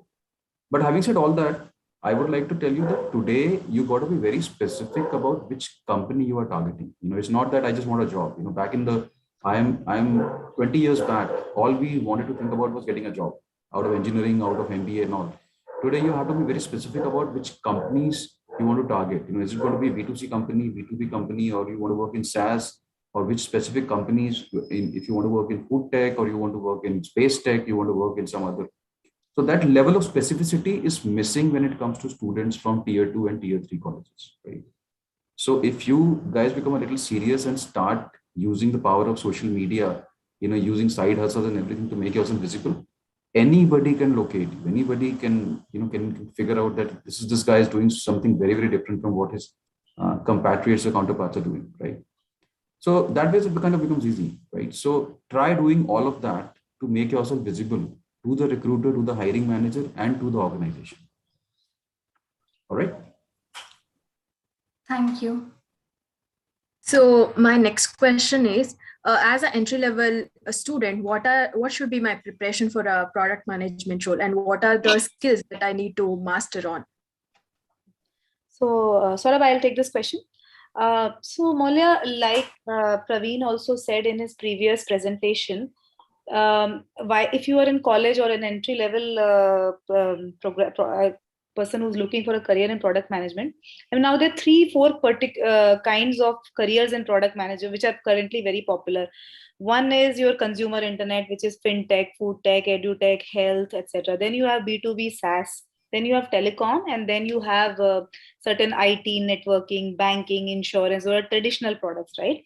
And all these people in different areas are all product managers, but their the roles they do on a day-to-day basis are different. So first you have to understand which industry, as Saurabh also mentioned, which industry or which companies are you looking for, right? And once you have shortlisted some of those companies which you are interested in, you should ideally study some of their products, right? And then basically understand the same old principles are very same. What is the user requirement? What problems are they trying to solve? Where does the product fit in the need hierarchy of the consumer? Does the product have a product market fit, etc.? So these are very strategic questions, no matter what background of education you have, and you need to understand, right?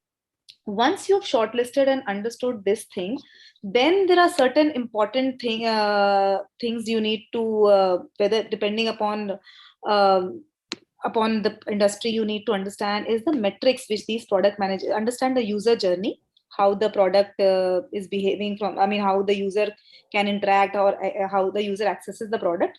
And thankfully, earlier, for example, it was a telecom product or a networking product or a banking product. These are very difficult things to do, right? You have to purchase a banking product to understand the journey. But in consumer internet, it is relatively easy, and that's where most of the product managers want to go. Even B2B SaaS, it is relatively difficult, right? So you can explore some of these products, and then it is very important, I think, for every product manager or even people in analytics or marketing also, for that matter, who go into that, to understand the matrices. A product manager is responsible for certain KPIs, right? That, how the product, not just the UI, but number of transactions, time to do this transaction, XYZ certain. So you need to understand those matrices which a product manager could be responsible for. The fourth thing is, these are the most important things. Then eventually you don't know which company you would land up into. The fourth thing I feel very important is to learn some of these tools, which are analytical tools, which typically are used by analytics teams, or in some cases, even some companies, startups, or even in smaller, large companies also. The product managers also need to know. Some important tools are Google Analytics, which is very easily accessible and everybody knows. But other than that, there are tools which you may have, the custom companies might their own tools, but if you know and you learn one, you will be confident to learn the other one also, right? And a very good knowledge of Excel is required. I have seen a lot of product managers who do not have good Excel skills, and they struggle even from very good premier tier 1B schools. They excel, a lot of them struggle with Excel and Google Analytics skills, which is why, at least I'm coming from a media background, so I can tell you that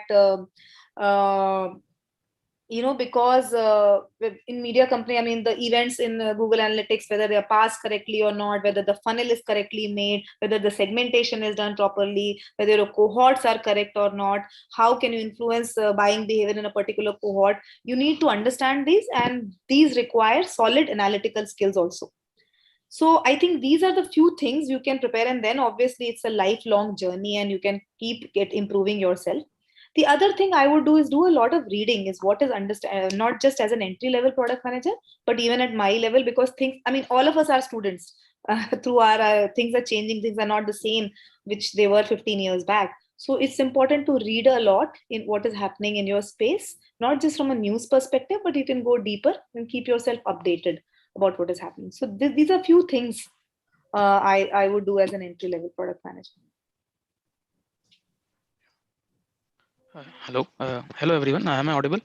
Yeah, you are. Yes, you are. Yes. So my question is, when the companies or the product managers come up with a new product idea, so will there be any situation which can be used to validate this new product idea without looking at the cost or the ROI associated with it? So I think I'll take that. So I think as an entrepreneur, so product managers and entrepreneurs are predominantly the same folks. It's just that product managers are entrepreneurs inside a company with resources at their disposal, and entrepreneurs are guys without any resources. So you have only 6 months of money, and you want to bet your 6 months of money on your product idea and see whether that money, the product actually makes sense or not. But essentially, there are very easy ways to actually validate in today's world. It's, at least for consumer tech, it's become very easy now. So now it's no longer you have to build a product and add 10, 20 features and all that. The idea is to simply build something like an MVP, right? An MVP can be a product, or it could be a landing page also. Let me give you an example. There's a company called Buffer, right? And Buffer validated its product idea by creating a landing page with a payment gateway. They mentioned the problem, they wrote about the solution, and they basically marketed the entire landing page to all their networks and connections. And almost 250 people signed up for that specific product, although the product was not made. So only when they got the money in their account, they started building the product, right? So what, as an entrepreneur or as a product manager, what you have to think is that how can I validate my product without spending too much money? How can I ensure that I know? Sometimes it's difficult, at least in the case of consumer tech, and Radhika would sort of agree with me that we don't know for sure what's going to work or not, right? Sometimes people come up and say that, we want this, we want that, we want this feature. But when you release a full-fledged feature, you realize that nobody wants it, nobody's using it, right? So consumer psychology is extremely unpredictable, but there are ways you can validate it. And I think at least in the initial stages of launching a product, you can, I think that Eric Ries's school of thought, where you build a small one feature MVP and go out in the market and test it with the 10 customers. And then, because customers also behave erratically. So if you see, the earlier adopters and innovators are guys who might not pay any money. Then comes the early majority of people who will actually pay money because they have a critical need for the product, right? So what's also important is not only build a product, but also to understand that is this product really solving a customer need or not? In today's world, you would find that 80% of the product idea is not solving any customer need.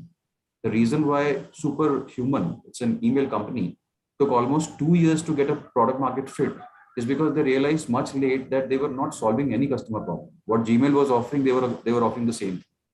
So they did an NPS and a lot of other things to understand where they are, and that's how they got a product market fit. So it's a very difficult task, and that's where a lot of entrepreneurs and product managers lose focus, because everyone wants to create a beautiful product with a beautiful UX and everything. You don't require it. I think a product that solves the problem with a shitty UX is still okay.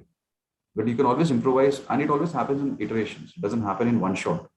So in the case of Yelp, it was just a phone line. In the case of Just Dial, it was just a phone line. 10, 15 years back, Just Dial was just a phone line. People would call and ask about a particular number.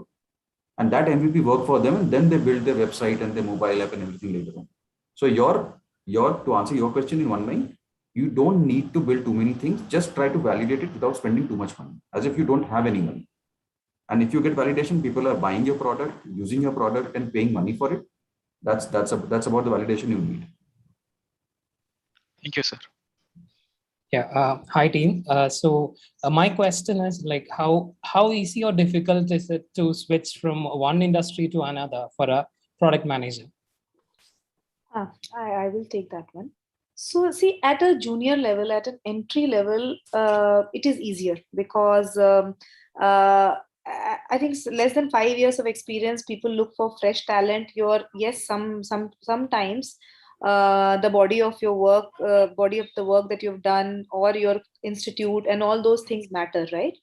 But as you become senior, it is a little difficult to switch industries because you understand who's shortlisting your resume. In most cases, it is the HR, right, who has been given a certain brief, XYZ brief, and they don't know the product. They might not even know a lot about the profile, except for the keywords they're looking for in your resume. So then it depends upon the hiring manager, how involved he or she is in hiring the person, or is it a large company, or is it a startup, or is it some very big giants like Google or Facebook where resumes get lost also. So it depends which organization are you applying for. But usually as you become senior, it is a little difficult.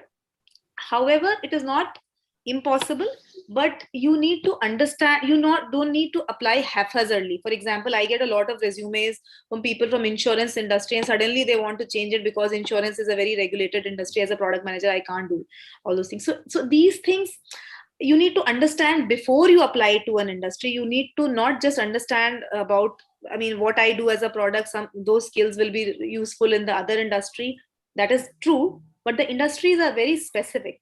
So before, and I think at least 6 to 7 years in an industry is called an industry experience. If you change jobs less than that time, you change industry, you are neither an industry expert, and I think nor a product expert, because a product manager needs to understand the industry. You cannot build a product, because you're from food tech does not mean you will build a great media product or a great e-commerce. You still need to understand your industry, and some industries are similar while some could be very different from each other. So 6 years is what I call an industry experience. But from time to time, these industries look for talent from outside. For example, all these channels, right? Media channels, TV channels, etc. When they entered into OTT space, they were looking for people from e-commerce or such backgrounds who have done transactions, because at that point of time, they did not have users making transactions on their sites, right? Or for example, when Zomato added some video features, or even Flipkart video, when they did it, they were looking for people from media industry or people from marketing who have created such videos. So from time to time, industries look for out of the box thinking, or people from different industries who can bring fresh perspective. So that is one thing that, you can make the switch, and you can look at it, but only you should make those changes only if you feel that you like that industry. And then obviously you need to, so it is difficult, slightly difficult, but it is possible. And some industries are very different. For example, if you are in telecom, consumer internet would be very different from a telecom product. At that point of time, such cases are more difficult than the other, but nothing is not doable, as long as if you show interest, or you do side projects, or build a body of work, or as Saurabh said, that people should know you. So those things are important. All right, so I think that's all the time we had for all the questions that people had. But I think one of the things that I would want to add to what Radhika said is that I think reading is not a national habit in India, and I've been in the Valley and I've been outside in Europe, and I've seen that everyone reads there, and everyone reads there something apart from the textbooks. People read literature, people read politics, people read about economics, people read about business and all. There are interesting books like Freakonomics, and you can read and understand how economics affects your everyday life. So make it a habit to read a lot of things. It could be blogs on Substack, it could be books, it could be journals. Try to make yourself available, because today, in today's globalized world, everything is interconnected. Politics is interconnected to business, business is interconnected to something different. Culture, anthropology, psychology, everything is sort of connected, right? And that's the irony of the 21st century, that you got to know everything. You want to survive, right? Now, one of the things that you can also do alternatively is to follow us up on our Slack channel, because we've created a wonderful Slack channel of 1,000-something people, and all of them are product people, with different levels of experience. Some are product leaders, some are product managers, some are product practitioners for quite some time. You can also stay tuned to whatever we keep on doing on our WhatsApp channels, on our LinkedIn channels, and everywhere else. So that way, the information asymmetry that exists between a tier 2, tier 3 college student and a tier 1 college student in a tier 1 city, that gets eliminated, right? And that is the basic reason, because sometimes most of the guys in tier 2, tier 3 colleges don't get the kind of information that a tier 1 college guy has access to, right? And that is what is the killer here. So if you can just nail the culprit there by following these channels and reading and all, you should be able to know a lot about the industry that you're targeting. And before you actually take a leap, you will probably be in a far more better and comfortable position. Radhika, you want to add something to it? No, I agree with every word that you said. It is important to read a lot, understand, and do research. So even when you pick up jobs, or when you make a move, you make a very informed move. A lot of people make casual moves without understanding the industry or domain. Hence, they don't understand the customer also. Hence, they end up switching jobs without having volume and good experience, right? So yeah, I agree with this. Reading is very important. Also, before I forget, we have, for people like you who come from other cities and other colleges, we have created a course called PM 101. We created a course with inputs from several product practitioners and product leads across the country, across the world rather. And we have it there on Future Skills Prime, which is another Nasscom edutech platform. You can go there, you can avail the course for free, and you can just understand the tenets of product management, because it's been written in a very, very simple language. You can take up the quizzes related to every module. And that's how you might be able to understand a bit about. I'm not saying you're going to become an expert in just by doing the course. It will take you a while to, even none of us are experts. Right? We're all probably out of 10, we might be at 3.5 or 4. It's a journey where you keep on evolving, right? And the world keeps changing around you. That's the irony of life. So in order to at least know product management, go take up that product management 101 journey that we have created. It will actually help you understand something about product management. If you're not there, you'll probably reach somewhere from there. I think with this, we can wrap up. Thank you so much, all of you, for spending time with us. Thanks a lot, Lakshmi. Over to you. Thank you. Thank you, Saurabh. Okay, thank you, everyone. Thanks, Saurabh. Radhika, it was very insightful. All right. So if you ask product professionals about top PM skills, there's one thing that will always top the list. Any guesses? I'd like to see some answers in the chat. Most people would guess it's empathy. Our next speaker, Shreyas Wagmar, is going to help us understand the importance of empathy as a product manager. Shreyas is a senior PM at MindBody, a wellness app. He has 13 plus years of experience in IT and has built 16 different storage products. All yours, Shreyas.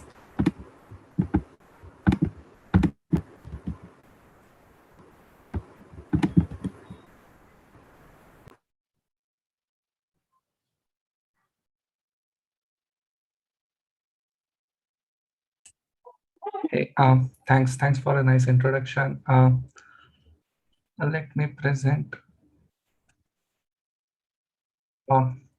Just can someone help me if you are able to see the screen correctly? Yes, Shreyas, we can. Yeah, great. So, hello all. It's wonderful to talk to all of you folks, and thanks Saurabh and all your. I really appreciate that. Visibility is something which is missing right now, since I actually migrated from development to product management. So, I could relate to that for sure. Moving on to the topic, I work as a senior product manager at MindBody. I also run a small podcast, which is on entrepreneurial minds, where we try to give the experiential learning to the novice entrepreneurs. Today, we are going to talk a bit about what is the importance of empathy for a product manager. Let's start with a small story. The story consists of a small girl from a school, a teacher, and a blue shining pen. Now, one of the best part, this girl actually is now a teacher in one of the reputed institutes. And one fine day, she decides that, I want to go back to my hometown and visit my town, visit the people who have spent a lot of time with. And in deep her heart, she actually wanted to visit a school. And that's what she comes to the school, and it was an evening time, and she sees someone coming out of the school, a lady coming out from a school, probably finishing all her work. And then she sees that lady and asks, ma'am, did you recognize me?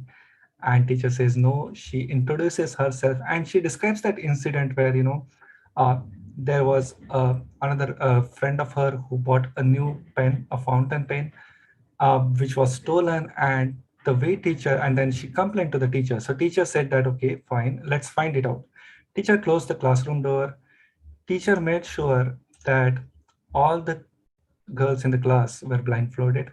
And then teacher herself checked the pockets of each and every student, found the pen, gave it back to the owner. And then they started their class resumed. They never talked about the incidents again.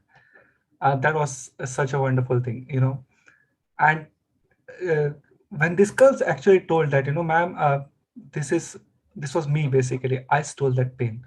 I'm really thankful to you because you didn't tell it to the class. And then ma'am says that, I didn't know that it was you. And the girl was surprised. How come you don't know? And then teacher says that, I blindfolded myself. Now that is empathy. Empathy is feeling with the people. Let's see what happened is in this story. The teacher actually recognized the perspective of the young girl. She understood what could be the reason behind that incident which happened. She understood the feeling that if she scolded her in front of the entire class, definitely she's going to feel ashamed, embarrassed in front of the class. She understood that feeling. Most importantly, the teacher did not judge the girl. And to do that, she blindfolded herself so that she will not judge the girl when she's going to teach her going forward. So that's a really wonderful thing. And the most important thing, they did not speak a word about the incidents during that scenario, but the communication happened. The girl realized that she has done a mistake without even teacher telling. She understood that this is not the right thing to do.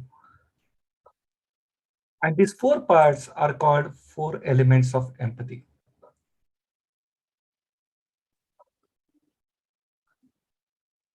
So, Teresa Weissaman, so she's a lady who is a scholar in the nursing industry and who has done a research to understand the empathy. And she has actually found that empathy is made up of these 4 elements. Similarly, Brent Brown, who is a storyteller as well as a researcher, who has been doing a research for decades on courage, vulnerability, shame, and empathy. And during her research, what she found is the human disconnection happens because of shame and a fear that people carry.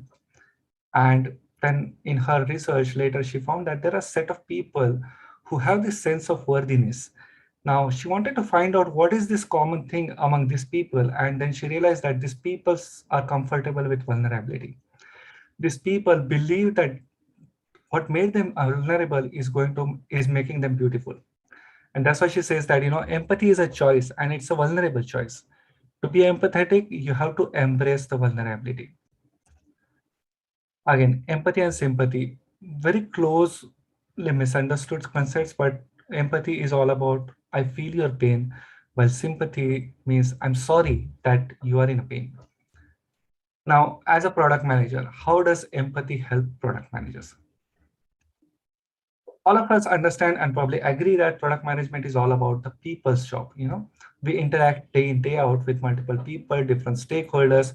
And what is important there is the human connection that you make with these people whom you work with.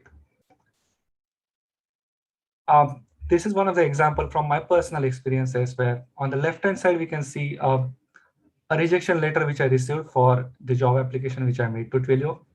And this is far, I would say by far, one of the best rejection I could have seen.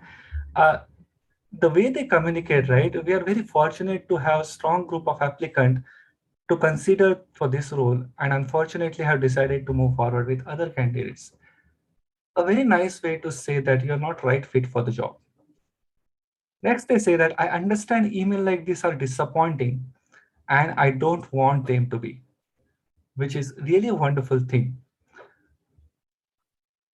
Same thing, a school where my son studies, and nowadays during a pandemic, all parents are angry with the schools. They're not reducing the school fees and they're anxious. And then this later came. When I read this line, while we grieve for the loss of the life and excruciating pain that many of us are going through, our children fill us with the hope for the better tomorrow. This single line has changed my perspective. It has flipped my understanding about the school. I realized that school probably understand what we feel like, but probably they are not able to do anything with it. And that's it. So empathy can actually make wonders if we really build human connections with it. Next, product management is outcome driven. We do understand a product manager is outcome oriented, not a delivery oriented. So we are not worried about the output, but what is an outcome of the. Again, probably a few personal experiences. This is a short story when I was in engineering, probably, in the third year. It was a summer vacation. I came back home and my father asked, do you really want to join a small internship for a month at my office? And I was immediately saying yes. And only reason because 30 years I was hearing from him, we get a delicious food at the office. And that was the motivation for me. But when I get there, right, it was Monday, 11 o'clock in the morning. I still remember around 80 students were there in a hall and a gentleman actually walked on stage, probably a general manager in a Tata Motors. And the first line that he said, we call people who work for us as employees and not resources because we believe resources are to be used and thrown. Employees are not. Such a wonderful statement. It took a time for me to realize the importance of this statement because I was not doing a job that time. But once I understood, today you ask me anytime, will you work for Tata Motors? I'll not give a second thought. That's an impact. Empathy drives impact. You will not be rewarded in an office or in a college that the most empathetic employee of the month. No, they will not because they cannot measure it. It's the impact that drives the empathy. Mindbody, again, the company which I'm working today. So one beautiful thing which I saw while working for last 1 year is the mission or vision is, connecting the world to the wellness. Now in that world, they put their employees as the primary, at the highest priority along with the customers. The amount of efforts that are being done for the wellness of the employees is huge, and that shows the impact. 130% growth for an office which is just formed in Pune. without zero marketing efforts. I personally have recommended 26 people to the company referred without a very attractive referral bonus, I would say, because that is not a driving factor there. That's how the empathy drives impact. As a product manager, we all say that a PM should be a good listener, definitely. But we should move one step ahead, saying that we should be an empathetic listener because we are working with the people. Let's hear this small clip from Inside Out, where Sadness is going to teach us how to be an empathetic listener. Someone just tell me if the sound is coming once I play the video. Yes. Great. Let's watch this video. No, you can't take my rocket to the dust. Riley and I are going to the moon.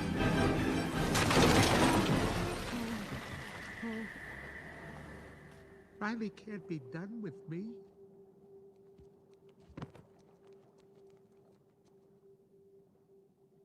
Hey, it's gonna be okay. We can fix this. We just need to get back to headquarters. Which way to the train station? I had a whole trip planned for us. Hey, who's ticklish, huh? Here comes the tickle monster. Hey, Bing Bong, look at this. Oh, here's a fun game. You point to the train station and we all go there. Won't that be fun? Come on, let's go to the train station. I'm sorry they took your rocket. They took something that you loved. It's gone. Forever. Sadness. Don't make him feel worse. Sorry. It's all I had left of Riley. I bet you and Riley had great adventures. Oh, they were wonderful. Once we flew back in time. We had breakfast twice that day. Sadness. It sounds amazing. I bet Riley liked it. Oh, she did. We were best friends. Yeah, it's sad.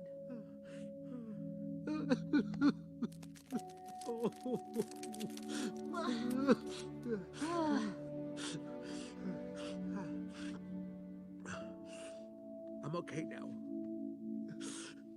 Come on. The train station is this way. Wonderful, isn't it? It's not about giving a solution. It's all about understanding the perspective of a person and understanding their feelings. Next thing a product manager do is a cross-functional collaboration. Definitely a PM has to collaborate with multiple stakeholders to make sure we ship the right product for the right people. How does empathy and collaboration relate? What is a common link? Empathy, by definition, is the ability to understand and share the feelings of another, while collaboration is the action of working with someone to produce something. Now, the key element between these two is focusing less on a self and more others. If we can do that, we can definitely achieve the collaboration that is needed. Last but not the least, the customer empathy, which is significantly important for any product manager. How do we practice the customer empathy? Let's see another video, a beautiful example. It's an advertisement from 2013 built on the insights from the customers. So let's watch it for a while. I'm a forensic artist, worked for the San Jose Police Department from 1995 to 2011. I showed up to a place I'd never been, and there was a guy with a drafting board. We couldn't see them, they couldn't see us. Tell me about your hair. I didn't know what he was doing, but then I could tell after several questions that he was drawing me. Tell me about your chin. It kind of protrudes a little bit, especially when I smile. Your jaw. My mom told me I had a big jaw. What would be your most prominent feature? I kind of have a fat, rounder face. The older I've gotten, the more freckles I've gotten. I would say I have a pretty big forehead. Once I get a sketch, I say thank you very much, and then they leave. I don't see them. All I had been told before the sketch was to get friendly with this other woman, Chloe. Today I'm gonna ask you some questions about a person you met earlier, and I'm gonna ask you some general questions about their face. She was thin, so you could see her cheekbones. And her chin It was a nice, thin chin. She had nice eyes. They lit up when she spoke. Cute nose. She had blue eyes, very nice blue eyes. So here we are. This is the sketch that you helped me create, and that's a sketch that somebody described of you. So yeah, that's Wonderful, isn't it? The big idea here was only 4% of the women consider themselves beautiful, and Dow understood this perspective of the customers. Dow made it clear they do not judge. If you see, the guy who was making the sketch was not looking at the ladies for beauties for whom he was making a sketch unless he finished both the drawings. And most importantly, they communicated this to their feelings to the customers very beautifully. And the result, 20 million shares in a first week, which relied solely on the emotional content without marketing a single product of the Dow. That is the impact of empathy. Empathy is not only for PM. It is something for all the people or all the individuals who work with the people. And that's what Rand is trying to say here. And last but not the least, when I saw this, a dating platform dedicated for product manager, I have not seen something like this before. So much empathy for a product manager.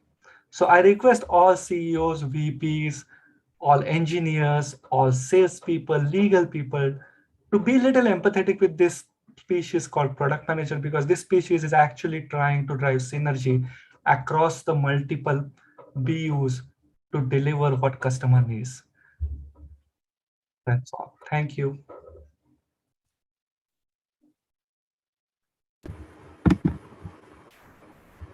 Thank you, Shreyas. Next up is my personal favorite, Breaking Stereotypes by Being Extraordinary by Deepa Bachchan. Deepa is founder and CEO of Pencil Design, where she helps businesses create awesome experiences for their customers through their products and services. She has over 20 years of experience in IT industry, and she's created many global products across multiple domains and platforms, and she's a fantastic speaker. Over to you, Deepa. Thank you. How are you all doing today? My gosh, there's quite a few people I can see. I'm just going to need a second to figure out how to share my screen. I'm trying to do it on an iPad, and it's giving me a little bit of stress. So just bear with me. You know what they say, Murphy's Law.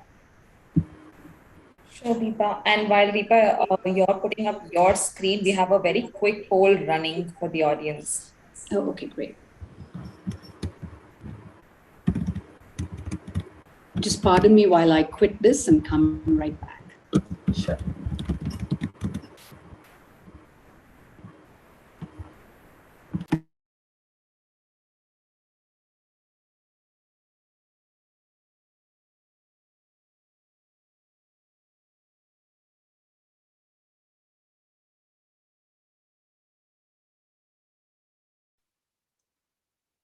Lakshmi, am I good to go, or would you like me to wait for the poll? You're good to go, Deepa. Yeah, we have the poll, and I think we think you should see it. The poll is, how many women product leaders do you know? And we have 56% 56% people who said they know less than 5. Yeah, we have to fix that, don't we?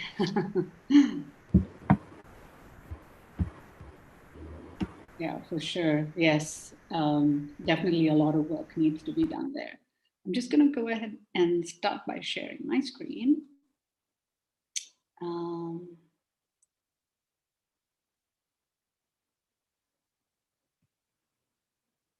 Okay.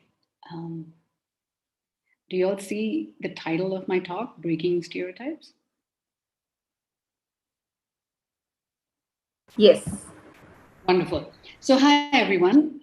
It's a pleasure to be here and be talking about a topic that I contemplated 5,000 times before actually speaking about it. There are so many stereotypes that each one of us has, faced throughout our lives. As a young engineer, I was asked, why do you want to talk to customers? You're an engineer, shouldn't you be coding? As a woman engineer, I was asked, are you sure you want to write operating system code? Do you not want to do UI and things that are pretty? As a young mom, I was asked, are you crazy? Do you want to do a startup? Do you not travel too much? Do you, sacrifice the needs of your children? As I grew to be a design leader, I was asked, hey, you're hiring designers. You should help with the gender mix because you will find women who are designers.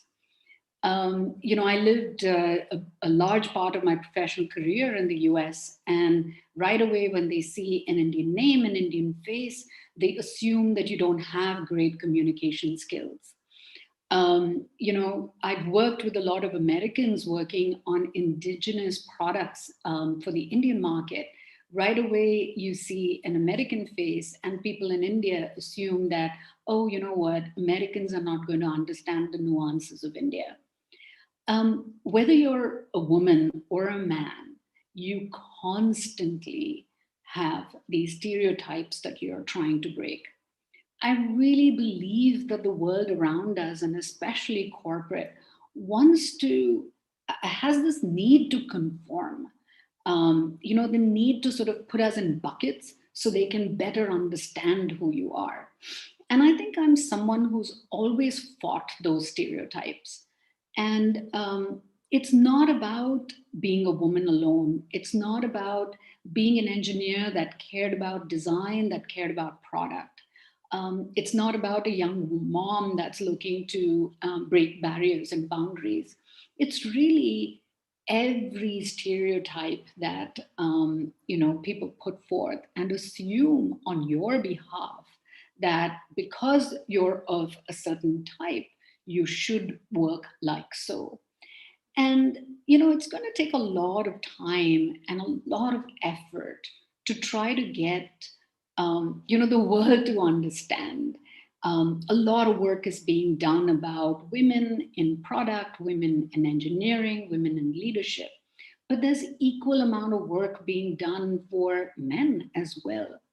There's so many stereotypes that both women and men, and if you don't identify with either of these genders, face every single day, whether you're LGBT, queer, it doesn't really matter. There's all of these stereotypes that everyone faces. So what do you do? How do you overcome this? And how long are you going to wait? I very early in my career made the decision that while I'm going to constantly fight to make it a better place and break some of those stereotypes in my view and in environments that are around me, I couldn't single-handedly change that. And the way I chose to overcome my challenges is just be the best I possibly could be, so no one could question it.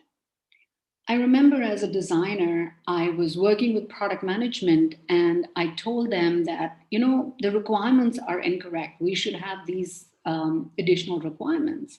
And right away, I was sort of slapped on my hands for saying, hey, you're playing outside your zone.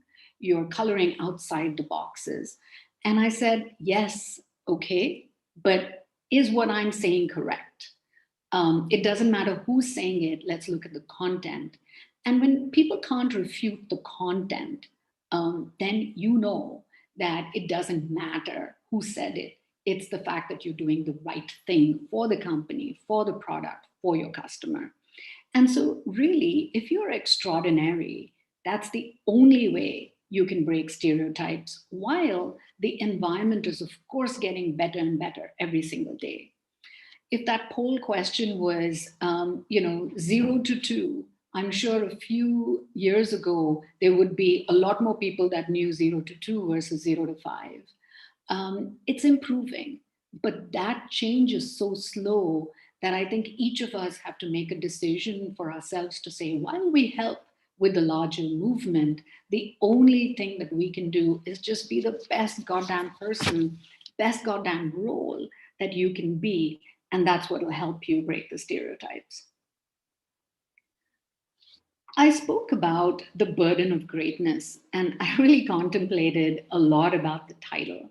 And I said, really, is this the burden of greatness? Am I going to sound really pompous when I say this?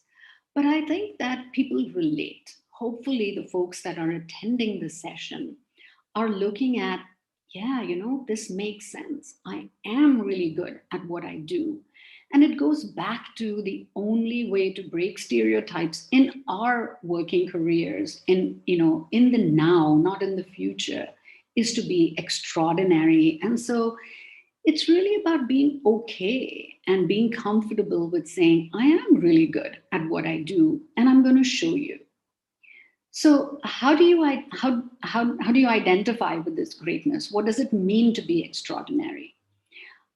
I would say these 4 things, and they're terribly inspired by Marcia Reynolds' Wonder Woman. This helped me sort of understand who I was. And I do think that this is something that even men will really well relate to. So I think you're extraordinary if these 4 conditions are true.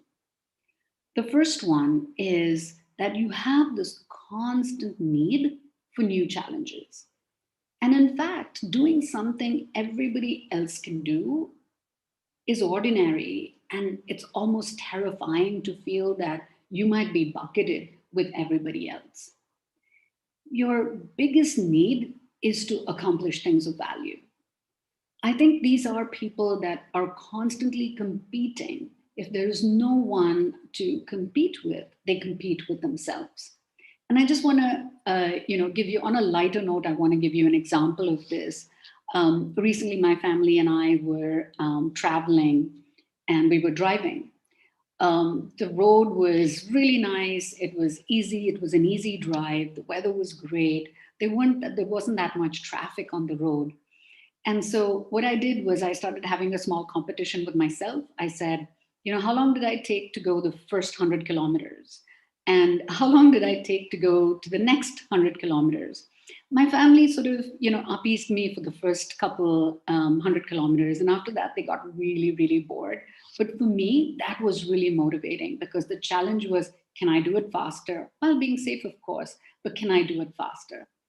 So jokes aside, I think you'll relate to what I'm talking about with, you don't want to do things that is ordinary, because you feel like you're going to be clubbed in and doing things that everyone else can, not you, because you're so much better and you have so much more capability. The second thing is that you're constantly constructively dissatisfied. A quick story of a person who I think is no short of greatness. We were doing performance reviews, and we promoted this individual, but we rated him, on a scale 0 to 4, 4 being the highest. We rated him a 3, but we promoted him. His first question was, what would it have taken to rate me a 4? And my response was, hey, you're being promoted. But he says, yes, but I want to be promoted as a 4 and not as a 3. So they're constantly dissatisfied, but constructively, because they want to understand what they can do different, or you want to understand what you can do differently. And notice that it's exhausting for your teams when you're like this, because not only do you set high standards for yourself, but for everybody around you. And teams really face exhaustion if they're not like you, because you're constantly looking at how to get better. If you're this type of individual, you do your best work in places that are more achiever friendly. You do your best work in places that others are similar to you, because everyone is constructively dissatisfied and they want to know what they can do better and what they can do differently. If you are this individual, you want to do meaningful work. Meaningful work doesn't necessarily mean something of social impact. You want to do something that you're really, really proud of. And you love knowing that the world actually needs you, that without you, something, is amiss. And you feel like you have a really important role to play in the world around you. Your greatest pleasure comes from your accomplishments and your achievements. And through all of this, you're extremely confident of your own ability. You feel like you can do anything you can put your mind to. You're usually the type of person that raises their hands and will volunteer to do things that you haven't done before. But your confidence comes from your past success. So let's say you are the kind of person who has this burden of greatness because you have this constant need for new challenges. You drive your coworkers nuts because you have really high standards for yourself and everyone around you. You want to do work that is meaningful to you. And you have a lot of confidence in your own ability. What do you do in such case? And how do you sort of move from being who you are to pushing the boundaries and being even more extraordinary? I think you want to develop an eye towards envisioning and anticipating the future. As an achiever, as a person who has that burden of greatness, you're not waiting around for people to tell you what to do. You are not looking for, requirements. You know what is required. You're starting to work on the next release yourself. You're proactively anticipating what needs to be done, but you're still thinking very tactically about what you can do. The best way to be extraordinary is to actually become a perceiver, which is what is the right thing to do for the future? You start to anticipate these hot issues that you know may be true over a period of time. You're not looking at now, you're looking at the future and you're anticipating what might happen. In this case, you're a strategic thinker and you're looking at possibilities. You're not necessarily looking at what you can do. And I hope you're able to see what I'm saying as being different. High achievers can be tactical and they can focus on doing what do I need to do right now. I think you can be extraordinary by looking at anticipating, becoming a perceiver where you can anticipate future issues. So how do you become a strategic thinker? How do you start to go beyond what is expected of you? Because you know you want challenges. If others don't give it to you, you've got to find a way to create them for yourself. And so when you are a perceiver and you have the ability to think about possibilities of the future, things that might be emerging, because you are, I'm sorry for going back and forth on the slides and pointing to things, because you have deep confidence in your ability, you're best situated to really focus on being future thinking, because there's a high likelihood that you'll get things wrong. The future is about what if planning. The future is about what people call scenario planning. You can never predict what is absolutely going to happen, but you have a hunch, you have a gut, you have several scenarios that might happen. And it's about being prepared and anticipating all of those possibilities, knowing that all of those possibilities will not be right. So you will get things wrong, but you can do it because you have strong confidence in your own ability. I think a lot of these challenges can be overcome when you say, is there everything that you did? One of the phrases, I tend to use a lot is, did we leave no stone unturned? If you feel like you did everything in your power to get things right, and if it didn't go your way, you still have the confidence, and that's what holds you through, and that's why you can be extraordinary. So what does it mean to be a strategic thinker? I mean, those are, an interesting set of words, but really, what does it mean to really supercharge your strategic thinking skills? It's about really developing creative solutions to complex problems, but developing creative and simple solutions to complex problems. I think there are three key things that you need to do to be able to be extraordinary by anticipating and perceiving the future. You need to start by building curiosity. You then need to have the creative foresight. And then, of course, when the rubber hits the road, it's all about delivering business value. And I'm reminded of this fabulous quote by Jack Welch that goes, good business leaders create a vision, articulate the vision, passionately own the vision, and relentlessly drive it to completion. So what does it mean to build curiosity? You're scanning the environment, looking at data, listening to multiple perspectives, and you're observing your customers, your competitors, your internal teams.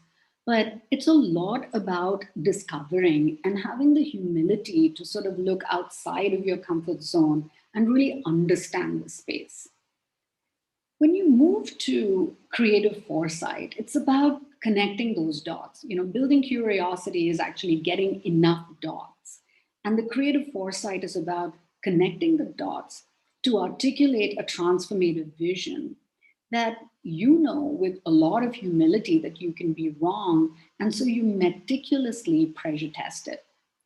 You take risks, but you keep synthesizing. You have what's called a creative impulse, right? You're able to invent original approaches that haven't been done before. And most importantly, your scenario planning, because that's the only way to meticulously pressure test creative foresight. And finally, it's about delivering business value, right? This requires a lot of what I call self-efficacy, because you want to make sure that you believe that you can change the world. Remember what I was talking about, the burden of greatness. You love knowing that the world needs you. So who better than you to sort of focus on that, delivering business value, because you believe that you can change the world. You can inspire others. And, you believe in radical collaboration, bringing people together. There's not that ego about, I have to come up with the best solution, but there is the focus and the passion to discover what that best solution might be. And you build your gut over time, all along the while communicating a strong point of view. So I feel that if you start by, one, recognizing what you're great at, two, moving and shifting from the now to the future and being strategic about it, that you can really become extraordinary and fight every possible stereotype that you have. I know I went a little bit above, but I was asked to leave a few minutes for questions. So if you have any thoughts, comments, or questions, please shoot them my way.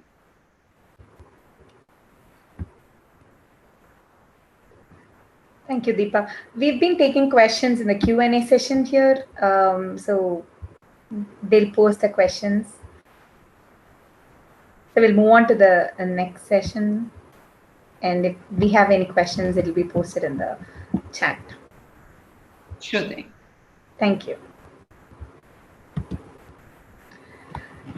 For our final session, we have a fireside chat with Yogesh Rao Mayank Tiwari on the art of building world-class products that customers love, moderated by Nitin Varshney.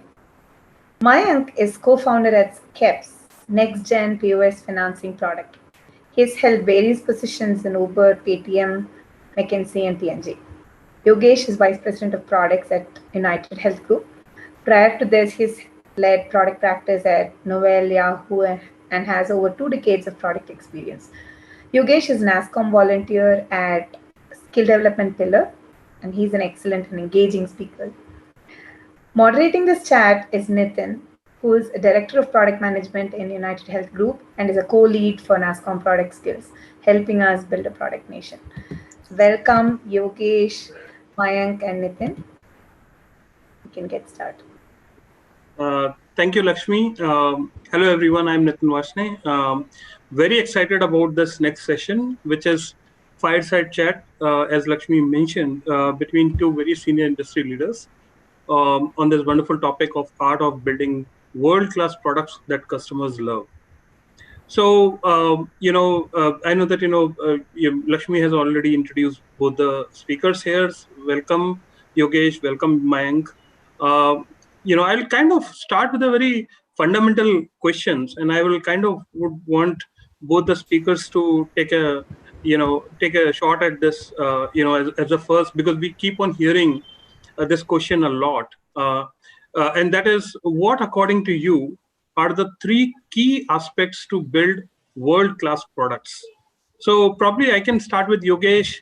If you can kind of, let us know your thoughts on the three key aspects of building world-class products. Sure. Let me start by asking the usual question. Am I audible? Yes. Yes, Yogesh. Okay, very good. Okay. Thank you very much for the kind introduction. In terms of what are the three key aspects, I've for long, held these three very important tenets that I consider while building any product. The first one is, do we have is there really a need for the product that's being built? So it doesn't matter if it's a global product, local product, or if it's an international product, or what is the scope of market or the product. The first thing is there a pressing customer need, right? Like, is there a need for whatever is being built? Number two is the size of the market. The larger the market, the better. We want to make sure that the market is there and it's willing to absorb. You don't want to build something that is just used by one or two customers. If you do that, very soon you find that you have close to about 80% of all your revenue coming from one customer, or you're building an application for someone specifically, right? So you want something that has a very large customer base.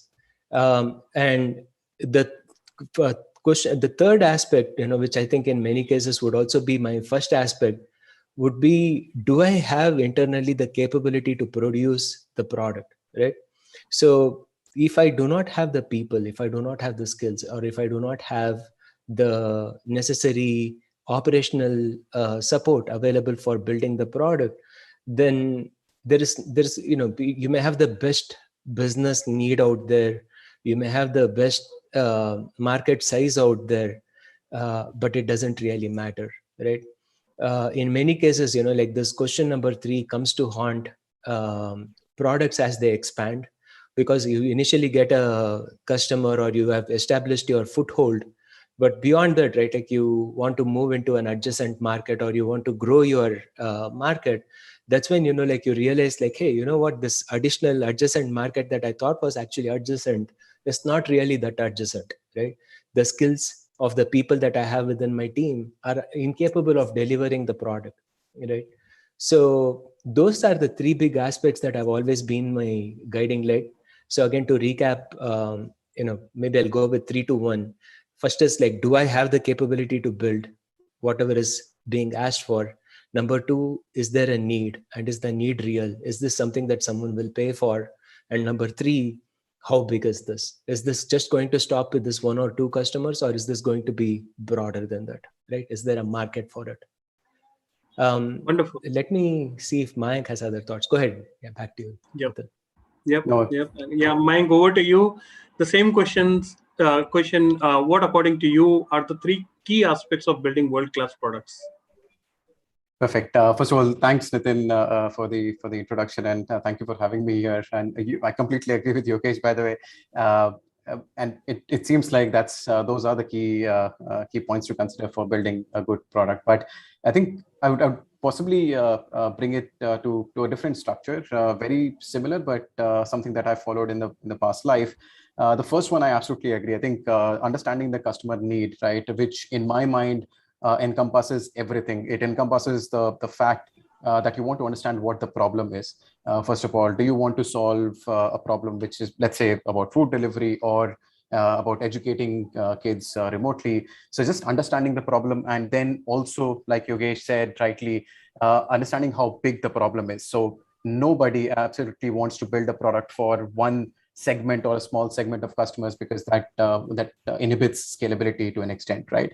Now, in the same trend, once you have understood the customer need, I think the next question that you always have to ask is what addresses that a customer problem or the inherent problem statement. Now, whether it is a mobile application, whether it's a web service, we don't know. In the mobile application, what exactly should go in is something that needs to be addressed, right?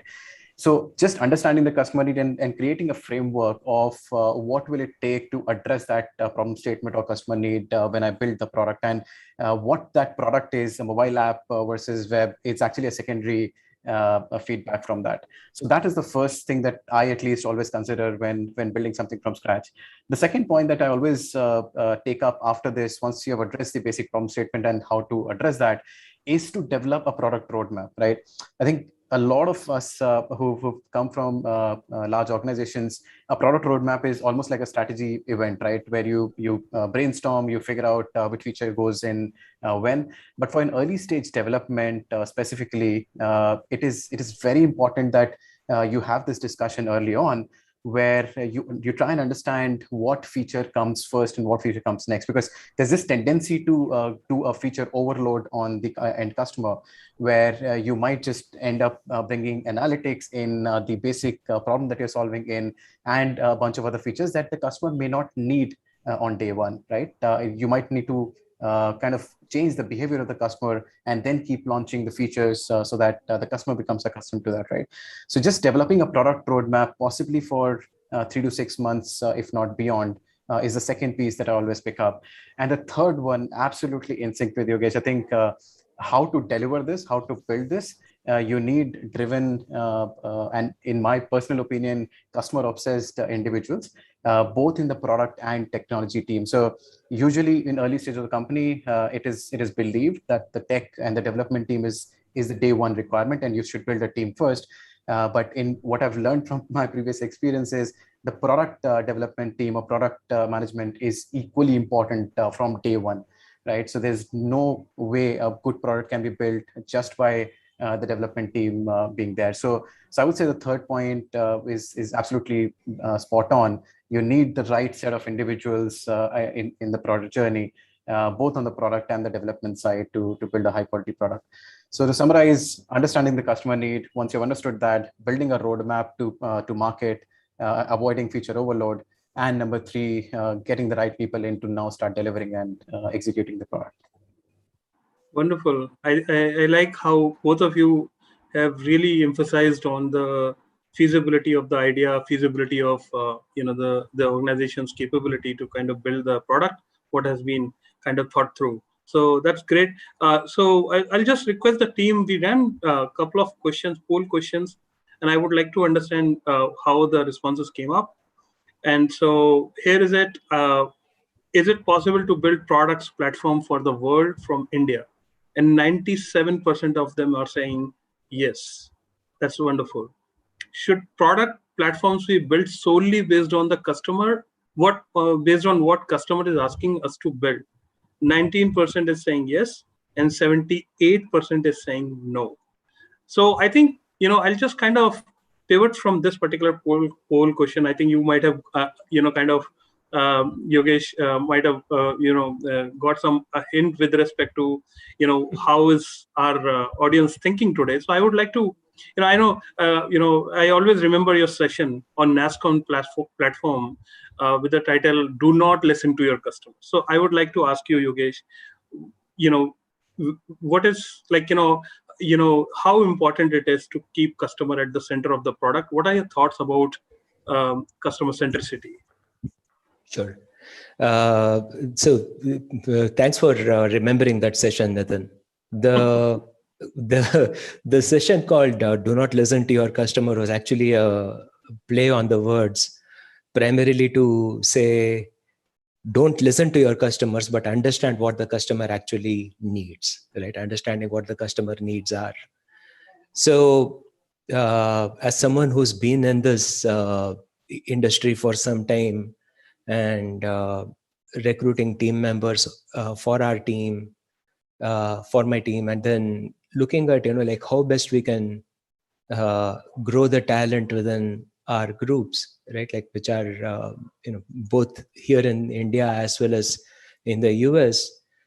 What I have seen, right? Like there is a very common problem across the board, right? You hire a product manager on your team, ask them, what do you want? Right? 9 times out of 10, the first thing that they'll ask for, or my team has always asked me for, travel budget. I want to go to US, I want to go to Brazil, I want to go to Cancun, wherever, right? Like wherever, the more fancier the places, the more, the more stronger is the need to travel. Right? So, and it always leaves me a little bit flabbergasted because okay, you go land up in San Francisco or Cancun or in Europe, what next? What are you going to do? Right? Are you going to talk to your customer? Do you know who the customer is? Right? Do you know who your users are? Who are you going to go and talk to? What are you going to ask them? So a lot of emphasis and time, like goes, obviously, like for some very obvious reasons, people want to think about, okay, travel, I want to go somewhere, I want to do something, right? Not much emphasis is paid to, okay, what is it that I want to know, right? Always start with what is it that I want to know. And if you start with what is it that I want to know, the interesting that starts emerging is like, okay, I want to know what the customer really wants. Okay. And then the question becomes, okay, who's the customer? Who in your product? I mean, if I really ask you guys, right, like everyone who's on the call, I see that there are about 130 odd people on this Zoom session. If I ask you, who is your customer, right? I'm sure you'll pull off a list of names. You'll say like, okay, Indian Oil Corporation or, United Health Group or some name. Okay. Who within that group is your customer? Who do you consider as your customer? Is the CEO your customer? Is the CTO your customer? Is the CIO your customer? Who within that company is your customer? Do you know who to talk to? Right? So once you start asking these very deep probing questions, right, you soon realize like, okay, irrespective of whether it's America or India, anywhere you manage a product team, the problem is the same, right? Everyone wants to do something, right? Like they want to get somewhere with customer. I want to understand the customer need, but you start asking them a little bit about how are you going to do it, you soon realize no one has any clues. No, there's no clue on how to go about doing it. So if there is one thing I can tell, right, like to answer that particular question, it is find a way to instrument your product. Okay. If you guys are living in this, conception that like, hey, I'm going to ask 10 people and then I'm going to create a software that will cater to those 10 people's needs, you're living in some la la land. Okay. It does not exist. Products are not built like that. Okay. You are going to invariably take a stab. Okay. You're going to take a stab and you're going to say, this is my strategy. This is my market research. Market research at best is just a wild guess. Okay. Let me put it like, it's as blunt as that. Ask any marketing person is going to say, no, marketing is an exact science, is what some people may want to say. But generally, even within marketing teams, it's understood like, hey, we think we know what the market really wants. Okay. So take a stab at something, build something. A delivered piece of software is any day better than a PowerPoint presentation. Okay. Have something out there, make it work, have it be, and then, start probing the users who you think are going to use it and see whether they're going to use it. Okay. invariably, I know what I'm saying, like will sound pretty counterintuitive, and a lot of purists may say like, what the hell are you saying, man? This is not right. This is not how, we should be advising as, leaders within the industry. But trust me, this is what happens. Most of us don't know what the customer really wants. Most of us don't know who really our users are. We are going to put something out there. We are going to test it. If anything, invest a lot of time and effort on what questions you want to ask and how you are going to find answers to those questions. If anything else, invest a good amount of money on Adobe Analytics or Google Web Analytics or any kind of analytics tool. And if you have to ask your boss for investment, if one of my team members came and asked me for some training to use Google Web Analytics or Adobe Analytics better, chances are I will fund that immediately, compared to a trip to Cancun or a trip to San Francisco or a trip to some other place, because I know, number one, like the training is probably going to pay better reward than the trip to Cancun, because I know at the end of it I'll just get some Hershey chocolates. Nothing else will come back from the trip.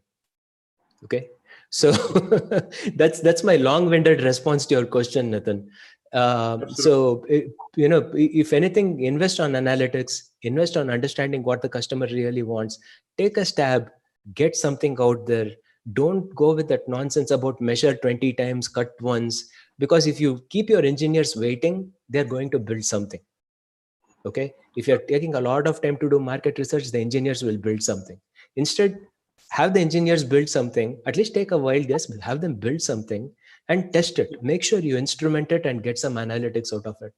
The worst thing we can do in product management is have the engineers build something and not instrument it, right? Like where you're not getting analytics out of it. 9 times out of 10 in corporates, all the applications that are written don't have any instrumentation. They don't have any telemetry. They don't have any kind of way by which you can do any kind of analysis on it, right?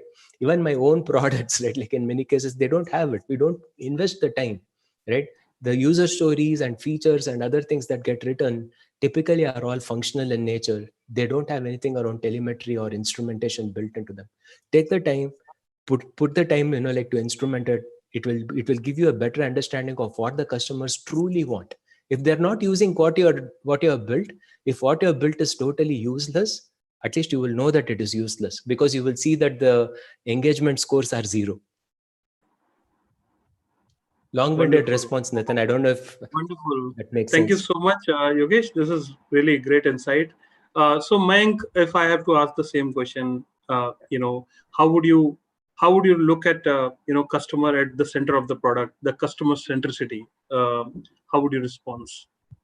No, Nathan, first of all, I think, Yogesh, if you send me to Cancun, I'll possibly bring you more than Hershey's chocolates. But that aside, I actually agree with Yogesh. So in my mind, Nathan, I usually split it into 2 parts, right? One is who is, like Yogesh was saying, who is the user or the end consumer of the product in a way, and who's the customer of the product, right? And especially in the B2B and B2C, there's a line that starts getting created, and there's a gap between these two. So the person who is buying your product, or who is the actual quote unquote customer of the product, he might be the influencer in the organization who decides basis the business need or strategy, right? While the end user of the product might actually be somebody sitting remotely in the org, or in some cases in B2B2C world, it might actually be the end user that nobody has seen physically, right?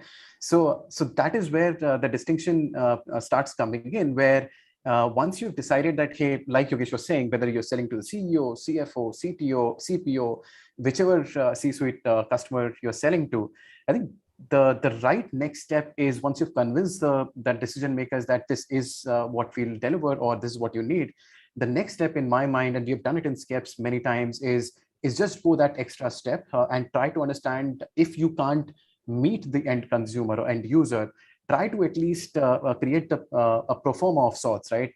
Let's say, what segment does the customer belong to, what age group, which part of the geography, what are they coming using the product for, right? So if you create that persona, you might not even need to meet the end consumer on day one. If you create a persona and you agree that this is a broad persona that we are going to address to, Then you have some data points, although not as analytical as Yogesh rightly said, but you at least have a qualitative feedback that my end user, this is the kind of persona that I'm targeting to, right? Now, beyond that, unfortunately, like Yogesh said, in a world, it is very, very impractical to actually get feedback from the end user day one, right? So you have to launch a product, you have to take it to the consumer. They like it or not like it, you keep your fingers crossed. If they don't like it, that's actually a very strong feedback on what needs to change, or in the extreme case, do you want to scrap the product, right? And in case they like it, you then go further and start getting them more features, which again, possibly they will like or not like. We have all seen products where the features were introduced and they were dropped within the next month, right? The reason was people were trying to understand the persona, launching the product, but the feedback that they got from the market was absolutely real, right? And I'll just like to give one example. If people remember Flipkart, I think 2016-17, there was a very broad-based decision made that we'll be app only, right? So website, etc., everything can be dropped. We'll focus there. Soon, the product team and everybody realized that in a country like India, the browser experience as well as the desktop experience can actually be a game changer, which is something that everybody was doing back then, right? So they launched that strategy, they pulled back that strategy, and that's absolutely fine, right? So I think I completely agree with Yogesh that once you've, it's very difficult to actually put a number, put analytics on the end user and figure out that this is what they need, which is why in some cases you launch, learn, relaunch, learn, and that cycle just keeps going on in my mind. Wonderful. So, Mayank, like pivoting from this question to next one here, I know that based on your experience of building products from India for the world, like wanted to ask, and this is a very important question. Many of the aspiring product managers would want to know this. Like, how critical it is for product managers to be close to the market for which they are building the products. So, what are your thoughts there, Mayank? So, Nitin, I think the way I believe it is, being close to the market versus being in the market are very different things. So, in my personal opinion, you have to be close to the market, and I'll come to what that means. But you need not be in the market, right? And that is where most of the Indian companies, Indian SaaS companies, I know my favorites are Freshdesk, of course. But then beyond that, I know the founders of SplashLearn, SplashMath earlier. They have absolutely no folks in the ground in the US, and their market is the US, right? So where I'm going with that is that you need not be in the market. You need not travel to Cancun to understand what the product requirement is. You need not travel to SF to understand what the customer there needs, right? I think as long as you are close to the market, which means you find out first of all who is the right person to talk to understand the market, right? Now that, in my opinion, it will always give you an edge, whether you are on B2B world or B2C side of things, whether it's a regulated market or non-regulated market. The extent of involvement in the market might vary, because if it's a regulated market, I absolutely have to know the laws of the land. I can't launch a product and get shut down day one, right? Similarly, if it's not a regulated market and possibly B2C, I can create personas and not absolutely be in the ground, right? So it really depends on which sector or what kind of industry you're catering to. But I'd still say being in the market is overrated in my mind. I think you can get closer to the market remotely, thousands of miles away. You can still understand the market. You can still create your hypothesis and the product that fits the market sitting out there, right? And that is exactly what we did in the last 3 years at Skeps. We are focused entirely on US. 98% of our team is based out of India. A very, very small portion in the US, because we are a B2B company, and hence we need people there. But generally the answer is no. Having said that, what I would say is what should PMs do to actually to remove that disadvantage, if you may, of not being on the ground? Number one is all the PMs I talk to, you should be absolutely comfortable seeking feedback from folks who know this, right? There's a general tendency in PMs that I've worked with, and in my earlier experience as well, there's a general tendency that you kind of do a market research, you understand the need of the market, and that's where your thought process ends. You kind of box yourself, right? Now that is something, if you're especially outside the market, when you are not the user, when you are not the consumer, then you have to be okay and absolutely comfortable seeking feedback from folks who are on the ground. Now, whether they are your pilot users or they are people who have seen this industry and understand the industry, but you have to be in touch with them to actually be closer to the development, right? The second and the more important part is to avoid a product market misfit, which is usually the case when you're building something for a geography which you don't understand very well. The customer feedback, or exactly what Yogesh was telling earlier, just understanding the customer, the end consumer, and creating a hypothesis and problem statement, understanding how big the problem is, all that needs to happen way early in the product development. So unfortunately, because you are so far, you don't have the luxury of launching something and then failing, getting back to the drawing board and launching again. So it becomes very critical to start understanding the customer needs and start talking to the right set of folks, so that you can avoid a product market misfit down the line, because nothing is more painful than you launching something with all your heart and then you having to roll it back, right? So that's, I think those are the 2-3 key things that I would consider while building something out of India particularly, and serving the entire global market in a way. Wonderful, Mayank. So Yogesh, being a product leader, having teams across geographies, what are your thoughts? We would like to know with respect to, what are the critical factors for product managers who are working away from the market for them to be successful? So kind of, Mayank touched upon it. A lot of it is like very context specific or product specific, right? Like if you're working in a company like VMware or Adobe or any one of these any of the technology companies, or if your key product, right, like if the product that is being delivered is a technology vertical, irrespective of the industry, it's a technology horizontal, instead of a industry vertical, you have users, like all over the world. So it's not very context specific. I would say in many ways, right, like it's actually a disadvantage being in the market if you work for a technology horizontal, because you are closer to the technologists who can innovate, and the whole world is your oyster. You can sell to Australia or to UK or Europe or US, anywhere, right? Like the whole world is open to you. But if you're working for a company, or if your product is specific to a particular industry vertical, like the industry that I am in or we are in, the healthcare vertical, or I know several people here are in financial vertical, there is, like Mayank touched upon this, there is a lot of industry rules and regulations that need to be obeyed with, right?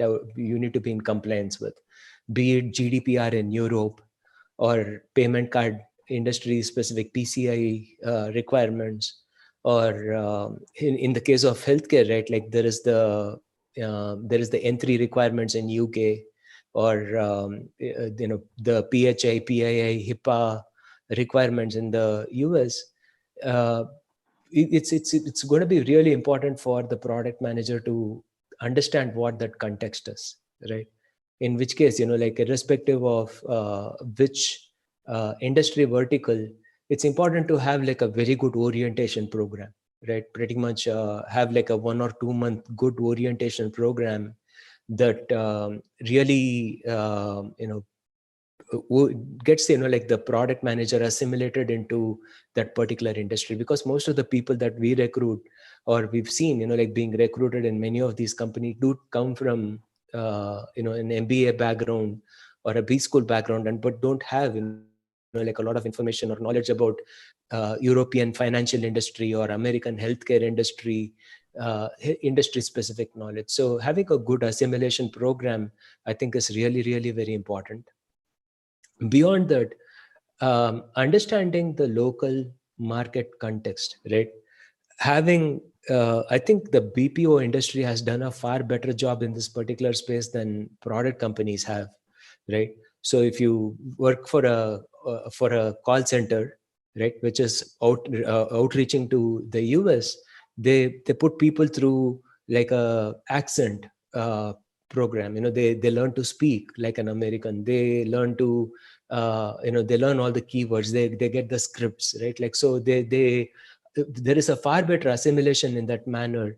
But in the product management space, right, like I've not seen such a good assimilation program where you understand what is the context under which the product is used, right?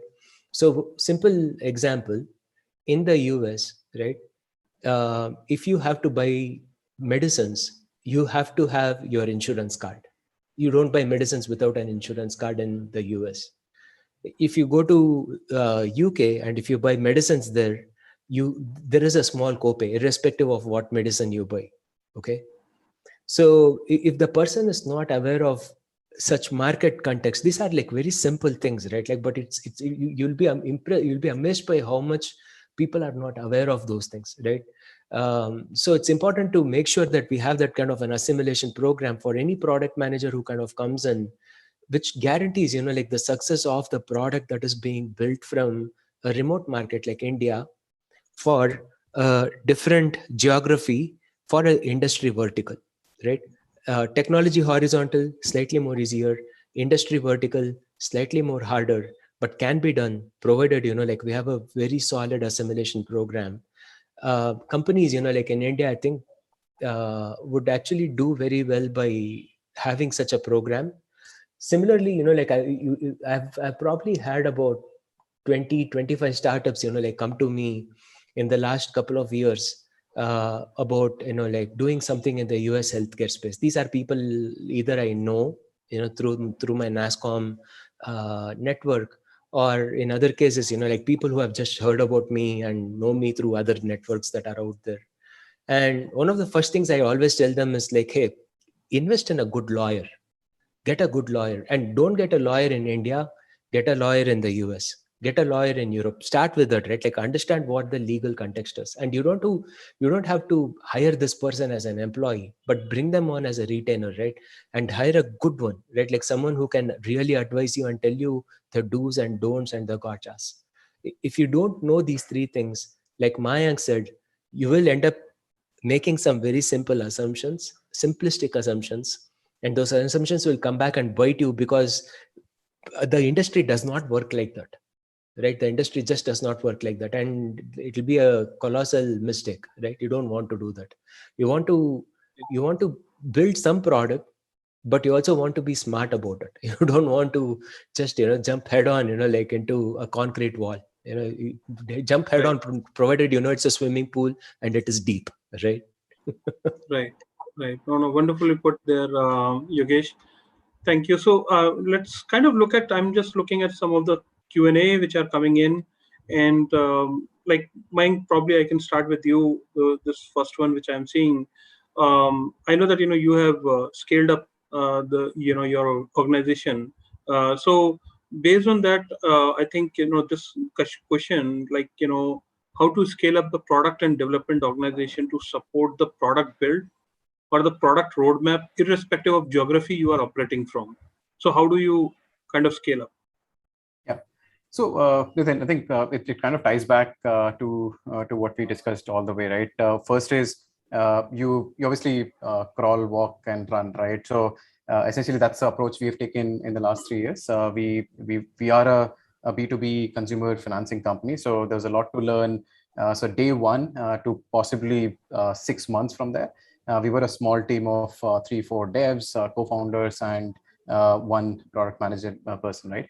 But then as you scale, I think the important part is you always keep your hands on the pulse of the market and think 6 months ahead, because the worst thing to happen is your customers start growing in number and their feature requests start growing, but you don't have enough people to sustain that, right? And more importantly, in the market of today, where everybody is offering BMW bikes and whatnot, you might even face a very, very uphill challenge of hiring the right folks. right? And some cases you might have to hire folks that you might not even be a fit because you just need people to develop the product, right? So as we scale, I think the one biggest learning that I've seen is obviously you crawl, walk in the first few days, but as soon as you have an understanding how quickly your customer base will grow, you should start looking 6 months ahead and start recruiting for that. Because if you already are crunched on bandwidth, then you are late. There is highly likely that you will miss customers or you will miss feature requests, which obviously none of the businesses in the market want, right? So that's the mantra that we have at least learned the hard way. We are now doing a better job at that always look 6 months ahead on how many people, both in product and development, that you'll need, and start investing in them, even if you don't get the quote unquote ROI on day one or month one of their hiring. Because it's, again, every dollar lost on revenue it hurts you.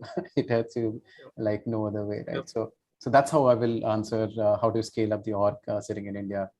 Wonderful, Mayank. So the next question, which I'm seeing, I think probably I can. This seems relevant to both of you. So I'll start with Yogesh. If you can respond to this, how does customer expectations differ between B2B versus B2C, institutional versus individual consumers? So Mayank kind of touched upon it when when he was talking about something else earlier. In a B2B setup, right? The big thing that happens is you have a buyer persona and you have a user persona. And the buyer, invariably, the person making the decision, does not have to deal with the day-to-day pain of the user. The other thing that also happens is, in many cases, especially in a B2B setting, if you're selling to corporates, you have a lock-in period that gives you a little bit of a safety net, which is in many ways it insulates you from product decisions that you may have made, which are probably not to the liking of your user, right? There is a little bit more insulation that you get there as a result. If you're a product manager who's working in a B2B company, and then you have your usual cycles of like annual releases or quarterly service updates and things like that, because you do have to work with the IT organization of the organization with whom you're transacting with, right? So it's very important to understand a lot of other such nuances, right? Like, okay, what is the rate at which your users are capable of absorbing new releases? You don't want to be changing the product on them very frequently. B2C, on the other hand, is a totally different animal. People who are in the B2B world and people who are in the B2C world tend to be two very different people. And generally, they don't understand each other very well, right? In the B2C space, some things that are not very appreciated by the B2B people, especially, are things like customer defection rate. Put a bad product out there, right? Depending on, I would say this is the case with probably about 70-80% of B2C products. The defection is pretty instantaneous, okay? Unless you have a banking product and the customer is, again, the user is like invested in the bank, the cost of switching, is quite high. But invariably, if you're working for a CNN.com or a Yahoo.com or a Google.com, all it takes sometimes, is one bad release, because the users typically have 2 to 3 email accounts.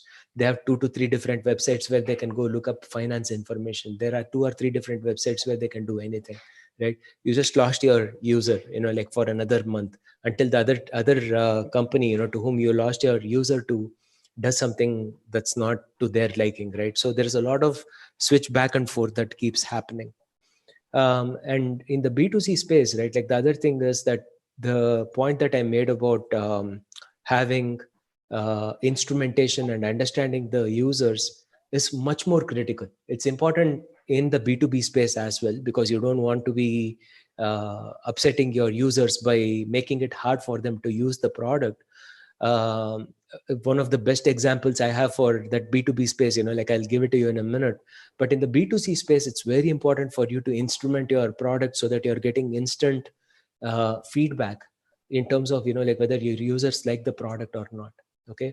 In the B2B case, instrumentation is important to the point where we had two different, accounts payable applications, right? Let me compare two of them. There is an application called Concur, which many of you may be familiar with because it's a very popular application that is used for doing expenses, right?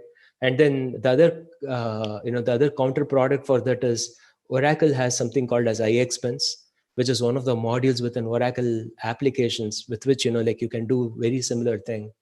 Anyone who has used Oracle iExpense will know how anyone who's here from Oracle, please close your ears for 2 minutes. But I think it's a really pathetic user interface. A lot can be done to make it better.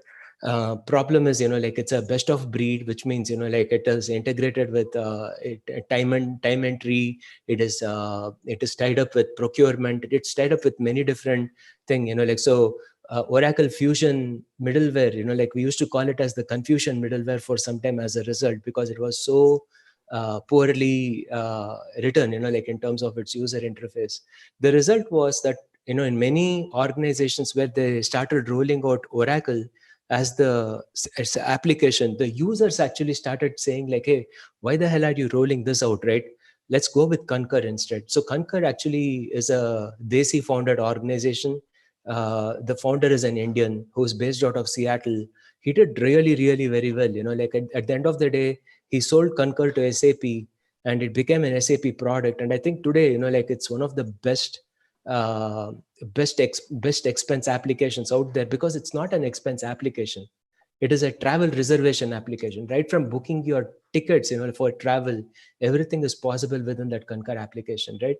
So there are some best principles in B2C. There are some best principles in B2B. B2B gives you a little bit more insulation, but don't take that insulation for granted, because your users will punish you, right? Because what you will see now is that there are Oracle-based organizations that use SAP just for expenses, right? Concur is used for doing expenses. So don't underestimate the power of some of those first principles, right, that come with B2C, even if you're working in a B2B. Wonderful, great thoughts. I know that we are just looking at time, and we have two more questions, but we are way over time. So I'll kind of stop the session here. Wonderful thoughts. Thank you so much, Yogesh. Thank you so much, Mayank. It was a great session, great learnings. The chat window kind of explains that they have learned a lot, and they are liking the practical advices which both of you have given. With that, I will close this session, and I will now invite Vinay for the vote of thanks for the wonderful event we have conducted so far. Thank you so much. Thank you, Nitin. Thank you, Mayank. Thank you, Yogesh. Very candid panel shares with many takeaways. It is something that needs to be rewatched again and again. So for those of you who are here, I would like you to share in one word or a phrase if you had to summarize today's PCamp sessions. Right? For me, it will be thought-provoking. So feel free to share it in the chat box. I'm going to go through my 5-6 takeaways from today's session. Close to 60% believe that empathy is the most important skill for a product manager. And a similar 60% of audience were B2B product managers. So that's a 60 number of takeaways that I see. The other takeaway that I can think of is the digital technologies alone may not be disruptive or powerful. They need to be done in combination. And then there's also this big debate around whether it'll be a mix of service or product. 50% feel that everything would be productized, including services, right? And another jarring learnings from today's session was many of us are not able to recall or recollect product managers. Like 56% of folks believe or feel or know less than 5 women in product management. And the final takeaway that I can think of is that has been shared today is 90% of the audience members want a product management course in colleges. And then the most optimistic numbers also, 97% believe and trust that global products can be built from India. So with these takeaways, I would like to take the opportunity to thank all the PCamp leaders and active participants for today's inspiration, for the learning and development, and most importantly, for deciding to take action today. I would like to thank the Nasscom Product Council leaders who began sharing about what our objectives and goals are. Ram Kumar and Shalini shared wonderful insights and about our ambitious target to skill and upskill up to 50,000 product professionals by 2025 and building a community of over 1 lakh product professionals by 2023. This can be done only with all of you, aspiring product managers, beginners, practitioners, leaders. We would request all of you to join our product community on Slack. And I would also like to thank the speakers, right? Some of the takeaways from speakers, for instance, Lalita Ramani from Myntra spoke about how AI is going to eat everything. Ujjwal spoke about creative destruction, understanding pipes versus platforms. A very insightful learning. Then we had Shreyas Wagmare, who spoke about empathy. And to develop empathy, you need to embrace your vulnerability. Then you had Deepa Bashu talk about how to break stereotypes to move from an achiever to a perceiver. And then this final wonderful discussion. And we also had many takeaways from Praveen Shetalnath from DataWeave. So with this, I would like to again request all of you to join our wonderful Slack community for more such learning development takeaways, and all the very best to all of you. Thank you. Over to the Nasscom team. Thank you, Vinay. Thank you. Thanks everyone for joining in. Thank you, everyone. Thank you so much for giving your hours. Thanks again, Yogesh and Mayank, for an awesome session.